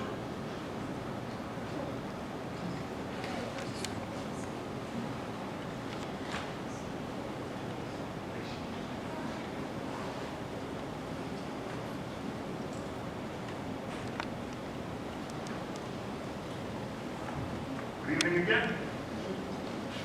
There are limited questions that we can ask out there. I'm not going to try to regurgitate what it is right now because I have to go out and look at the specifics of it. But he is correct, there are two questions because of ADA regulations. So when we go out there, they don't have to produce, we can't ask them to produce any type of identification that the dog is a service animal. So we can ask them, I believe what it is, don't quote me on this, is what specific function does the dog perform? And they tell us what it is, and we have no way of knowing anything other than that. So again, we are limited on what we can ask out there when it comes to dogs on the beach, and that applies to all the cities. Do you find that you're spending a lot of time patrolling the beach for shade ordinance purposes? Well, you're asking the wrong sergeant on that because I work in the evenings. I can run at 6 o'clock at night, so I don't know. So the answer is no for you. I Okay. don't know what day shift does out there. Is there any way you can find out, or is that information that we can formulate as far as like he spent 7 minutes, 10 minutes, 12 minutes during the day on a Saturday or whatever saying, take your baby's umbrella off the beach, or?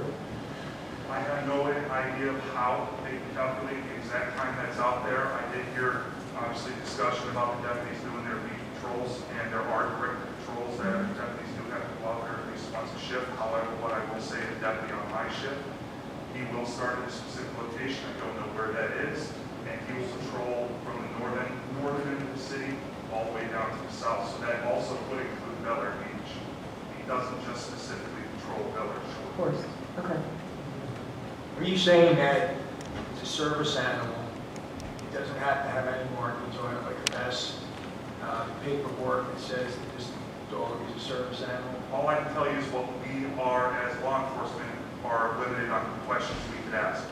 We have not been told that they have to have any type of identification that identifies them as a service animal. We can only ask 2 questions. So if the person that has the dog on it, and I love dogs, I'm one of the biggest dog lovers, I'm a volunteer at the Nellis County Animal Shelter, but I never brought my dog to the beach. And I see these dogs on the beach with a 16-foot lead. You can't see that being a service animal. I see them with no leash. Okay. Well, You know, then we can get into other regulations, I guess, when it comes to leashes.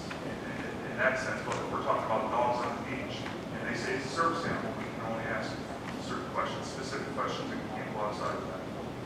so you can't cite them and then they don't have the next step would be to produce that this dog is a service animal. Well, I'm sure there are law enforcement officers out there that will cite, and then I guess you can go the route of case law and everything like that, but common sense hopefully will overrule that, and then go based on what we're required to do. Because I'm a frequent beach goer. I only really see the sheriff patrol the beach on the weekends. It's on for a long time today. I see no patrol. So I don't think there's much time you can spend on the Delaware Shores Park Monday through Thursday, Friday. It's very limited.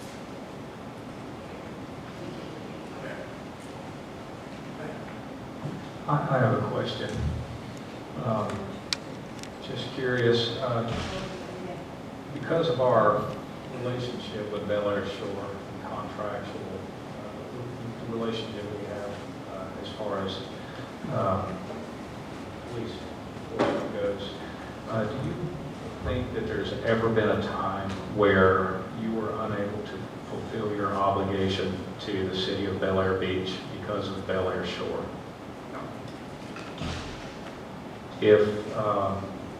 If we were to separate the contract and we were to pay more and still contract with Pinellas County, would our level of service increase at all? I think that's outside my scope to even answer that question. All I know is that as a law enforcement officer, I come out and I try to provide the best quality service that I can. As a supervisor, I reach out outside, as was discussed earlier. I will reach out, I will respond if necessary as a backup, or if they're busy, I will be the one to respond, if not the corporal, other deputies around the area. So I really don't want to respond to that question because it's outside. that's fine. Lastly, if the Sheriff's Department was unable to fulfill their obligation because of lack of manpower, would they call in someone else to help? I would think that that would be nearly a disaster for that to happen because the resources available to us are plenty. We will call deputies from wherever we have to come and assist, whether that be from North County, whether that be from over in Fells Park area. I can't see something like that happening. Thank you very much. Lincoln? A couple of questions. You know, you made a statement about how you're patrol, you patrol from the north end to the south end, and I've got, you know, you kind of painted a picture in my mind. It all kind of blurs together, doesn't it? I mean, you're patrolling an area, but I mean, you don't see the demarcation between Bel Air Shore, Bel Air Beach. You're just in the beach area kind of mode, aren't you? I myself don't go out there, but I'm assuming my deputies do. They don't draw a line in the sand that says that we're going to stop at 19th Street and we're going to turn around and come back south. They just drive the beach. So administratively, I know you guys keep logs and into shift, you got to fill out the paperwork and stuff. Is that log detailed enough to break down whether or not, hey, I did a house check for Bel Air Shore, or I did a house check for Bel Air Beach? I mean, are the logs detailed enough that somebody could go back and audit them and say, okay, well, actually, you spent this much time working Bel Air Shore versus Bel Air Beach? Are the logs detailed enough for that? Well, there are detailed logs for specific events. So in other words, driving the beach and asking somebody to remove the shade structure as they're driving along the beach, there should be a log of that if they're pulling a number for the ordinance violation itself. However, if it's nothing more than in passing, please take down the structure and then they continue driving. House checks, directed patrols, those will be logged. I know those are official, probably department documents. Do we have visibility on your logs, or at the end of the shift, do we get a copy of any of the stuff? So we, no? Thanks. For information, Councilman, I've witnessed on the weekends, again, the sheriff goes as far as 28th Street, then he routes Beach, makes a U-turn, comes back. So we got, and then there's another sheriff that patrols up in IRB, to 28th Street, turns around. I can't see how far down they go, they keep going into Bellear Beach, but I know at 28th Street, they do make a U-turn. Okay, that would be clarification. So yes, we have deputies that patrol the city of Indian Rocks Beach, and obviously a deputy that patrols Bellear Beach and Bellear Shore. So that deputy will not go into Clearwater as a matter of routine, nor would that deputy go down to Indian Rocks Beach or vice versa as a matter of routine. No, I understand that clarification. I understand. Thanks. Council, do we have any other questions for the sheriff? We're on city manager. Sheriff, thank you for helping clarify things and getting us information. Back to you. That's it. Okay, that's it. We now move to the city clerk, and before we move to the city clerk, what we read before, I didn't get a chance to read it, but we did a proclamation, and it's the 52nd Annual Professional Municipal Clerks Week from May 2nd through May 8th, and it's really to honor all the work that professional clerks do for all the cities, and of course, we're honoring Patty Gentry, that's part of that. So I'll be the first to say thank you for everything that you do for the city, and you do a wonderful job, and we're glad to have you. So congratulations on this. I know the Mayor's Council has invited all the clerks to join us for lunch on Wednesday, so hopefully you can make that, because they wanted to, first time they've ever done it, to honor all the clerks for all their work, so hopefully you can join us for that. But let me say thanks first, and I'll turn it over to you, and I'm sure the rest of the council will thank you. Thank you very much. Yeah, no, I have no other comment. Council? Thank you. Dave? I would like to thank Patty for all the help, all the assistance she's provided over the last 2 years. Honestly, I think our hands would be tied without you. You are invaluable to this city, and we greatly appreciate all you do. Thank you very much. My short time here, guys, I really appreciate all the help you've given us. Running as a candidate to be on council, I know I've heard you probably are free to open up my emails. I just want to thank you. Thank you. You're welcome. Robin? Oh, Rita, go ahead. Patty, I just want to say, you're absolutely amazing, and we adore you, and you do so much for everybody, so you know how I feel about you. Thank you. Thank you. I'm going to go Robin, Leslie, and Glenn, because I know everybody wants to speak. Robin, go ahead. Patty, we love you. You're awesome. I couldn't have done this without you. I love how you always know all the answers to my questions, and you always have a smile on your face. It's always such a joy to see you because you're always happy and smiling. So thank you for everything you do. We really appreciate you. Thank you. Leslie? And just echo the same comments that everybody has made. Patty, we're so lucky to have you. Thank you for everything you do. And always smile on your face. Thank you. Am I good? Keep up the great work. Thank you very much. Lynn Reeves and Fred Riley, if you wish. Yeah, Patty keeps me straight most of the time. We're trying to keep each other straight. But one thing I did forget to mention, Patty does a lot of work, and she put out your latest edition of the City News, and that's a new thing she's doing. So, she's adding to her repertoire along with the website. And we did forget to mention, Patty's going to be on vacation the last 2 weeks of May. So if we have any meetings, I guess I'm your city clerk. We're not going to make a big proclamation. I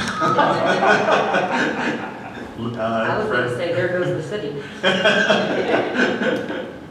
I'll just basically say the same thing everyone else did. It is many times as I've worked with her, she's exceptionally pleasant, and she does one thing that I very much appreciate. Every time the orientation is, how do you solve a problem? And that is absolutely vital from the city clerk, and I'm very appreciative of you. Thank you. Thanks again, Patty. Citizens, anything? We know how you feel, but go ahead. Go ahead, Mark. Yeah. Mark, you know what? Just so they can hear, you gotta have to come up.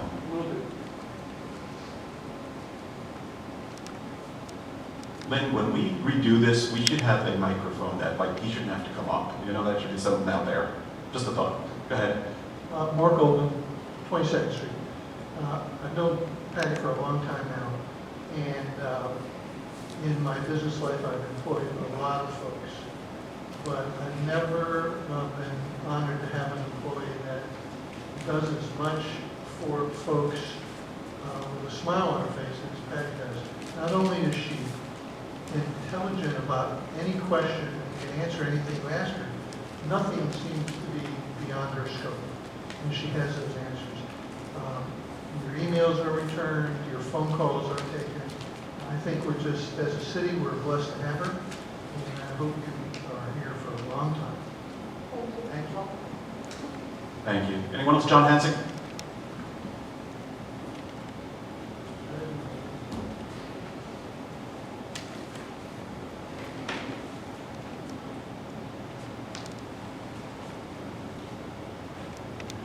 John Hanson, 22nd Street. I echo what everybody else has said. I've only been a resident for about 5 or 6 years. And I've been involved in a few things with the city and so forth. But it's like every time I either come into the building or I've emailed Patty, she's always had the right answer, always in a timely fashion. And I really had a surprise a day or so ago. She sends me an email out of the clear blue sky as a reminder of tonight's meeting. I have it, even though I do periodically get CRS, I do know that the first Monday of the month, unless it's a federal holiday, we're having a meeting. And she also had the graciousness to include the agenda packet.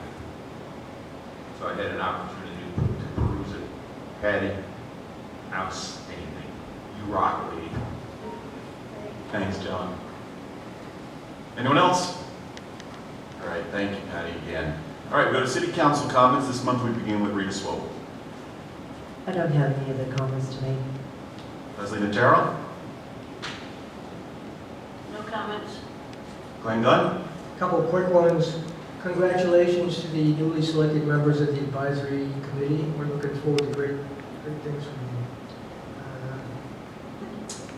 you. Interesting that the mayor brought up the podium back there, because as a best practice, typically a lot of, and back us up on this, Victor, I mean, you see all the different council chambers. Typically, the podium is back there by the citizens. Does that make sense?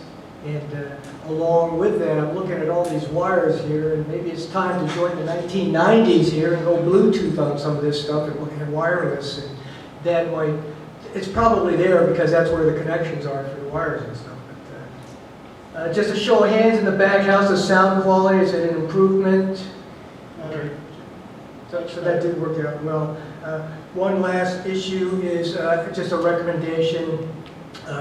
Best practices possibly taken under advisement for future sessions is we call on the city attorney to sum up his comments or whatever, and it's the only chance for us to get some visibility as to future actions. So what I would recommend or ask as a best practice for future sessions is just a summary of action items that you're possibly taking away from the meeting. You know, I've got a consensus here. These are the action items I'm taking for future work and billable hours more than anything. So it just takes 30 seconds, 60 seconds to say, hey, I've got this for action, I've got this for action, I've got this for action, and these are the deadlines or the deliverable that I expect to give you, and this is the deadline for it. That's all I ask. Thank you. Okay, thank you. Frank Banker? Yes, last week, you all received an email from the city manager about he's a citizen, just a visitor about some beach problems, navigation of waters. It's been one of my concerns. It's been a concern of a few of my neighbors. First Street, Bel Air Shores to 16th Street. Buoys were removed. I went to the city manager. He says there's really no requirements that you have to have a buoy. So I looked into it a little bit farther. I went to the county commissioners. Back in 2002, there was a permit issued for 33 buoys. And they're not just buoys. I mean, we have a Coast Guard man here that could probably tell you more than I know about buoys, but these are safety buoys. And they have idle speed, no weight on them, and everything like that. Somewhere, somehow, they were removed up to 16th Street. And the boats come in at a high rate of speed. It's dangerous. I don't want to get into litigation that that the city's facing right now on someone that's slipped and fell. This is a hazard or a litigation problem looking right at us in the face. And now that this person that used the city email and went out to everybody, it's a public record. So the original permit in 2002 was issued by the Florida Fish and Wildlife Conservation Commission. I spoke to them today. They're not sure if there was ever a rescinding of that permit. They're looking into that and they're going to get back to me. But it clearly says it's a safety issue. Now, I can't see 18 years later, with more people coming in this area, that we would reduce safety. So, I really think we should look at this because it's a permit that was issued. There was a joint permit, Bel Air Shores and Bel Air Beach, 33 buoys. Right now, there's about 17 buoys and only one in Bel Air Shores. So I think we should look into that, and I think we should address it before somebody gets seriously hurt. That's all. Frank, is it possible maybe could you get that to Patty maybe and get the copy of that out to us, that what you're finding there? Yes, I will. Okay. I'll send it to her. and That'd be great. She'll distribute it. That'd be perfect. Mayor? Yes. I can kind of speak to that. Back at that time, just so the council knows, yes, the cities at that time went together and bought the buoys. Bel Air Shore paid for the installation of theirs, and over time, no one really tore them out. They just break away and go somewhere else and pick them up later. They've opted not to put them back. We actually just replaced a bunch of our buoys in the last 12 months because the permit is there, so periodically we go around and add buoys, because they break away and disappear. And And the permit speaks of them breaking away, disappearing, damaged, run over, which they need to be replaced. And that's my question. They haven't been replaced since what's that, 4 years now? well, some of those buoys have been gone longer than that, I can tell you. Well, I really didn't, there's 33, they got a longitude, latitude, that they have to be spread a little bit more. I think we can go get a variance and say, hey, put one at 3rd Street, put one at 6th Street, put one at 9th Street, just to keep the boats out. Because if you ever go on the beach at 6th Street or 12th Street, you can watch them at 12th Street, they'll make a left-hand turn, they'll come flying in. 28th Street will make a right-hand turn, they'll come flying. And I've had them come right up. I got pictures I can show you. I got pictures sent to me. It's a mess. And it's just, and especially with the water speeds. They come in at a high rate of speed. And it's not in Bel Air Beach, it's not in Indian Rocks Beach, it's just between those 16 blocks. So am I hearing you want us to check about putting buoys at those 3 locations? Well, I don't know if you can get we have to get a variance first to see if we can do longitude, latitude, those 3 locations, because what would the cost be for 2 locations? Well, no, the buoy companies, we just give them what's on the permit and they go put them. Well, if the current permit is enforced, there's 33 buoys that have to be replaced, and there's not, there's only 17. Right, that's the ones in Bel Air Shore. Bel Air Beach has their buoys. Isn't that their jurisdiction, Bella Shores? Yes, it is. So we don't have much of a say, right? No, it's a joint permit. It was a joint permit, I do know But if that. they're electing not to replace, do we, I guess we have to look at it, but even though we have taken the permit jointly, if they're saying, hey, we don't want to do this, I don't know if we have any right to tell them, yes, you have to. Probably don't. Permit does, Permit says and they it must. has to be replaced. Okay, then, yeah, let's get this out and let's all take a look at it, including the company, Fred Riley.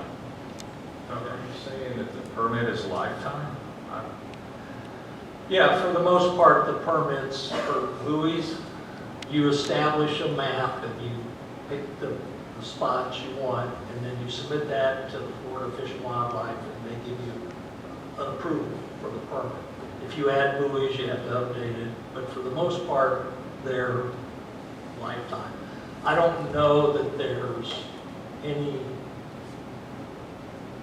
requirement that, and, you know, I'll have to go back and look at the permit, I haven't looked at it recently, but I don't know that there's any requirement that you have to put them back. But we do it because we have an ordinance that says 100 yards from the shoreline, it's a safety zone, and you can't do that. Same in the intercoastal, we do them there too, so. And so does Bella Shores, has the same, just about the same wordsmith language in their code. It's 100 yards from the shoreline, and as the Fish and Wildlife says, well, without a buoy, how do you Right. control it? And when you talk to the sheriff's department, they say, yeah, it does look like it's within 100 feet, but how do you control, you know, there's nothing there that would warn the boater, get out. We'll get some more clarification. Yeah, let's follow up on this one. This is, I mean, let's at least look into it and see where we're at with it for safety. Anything else, Frank? Okay, thank you. Robin? No comments. Dave Gaddis? I'm good, thank you. I'm also good. So your next, we don't have on the scheduled meeting, do we have a work session that we're planning for this month? At this point, it's open? It's open. Okay. That's why I made the comment Patty's going to be on vacation. Right, so to be determined, probably not going to happen, most likely, okay? We do have a Park and Rec Board meeting on May 12th, Wednesday, May 12th at 3 p.m. here. So that's it. I'll entertain a motion to adjourn. So moved. It's a tie, 3 people. Frank Bankard, Rita Swope, all in favor? Aye. Opposed? We're adjourned. Good night, everyone. Thanks for coming.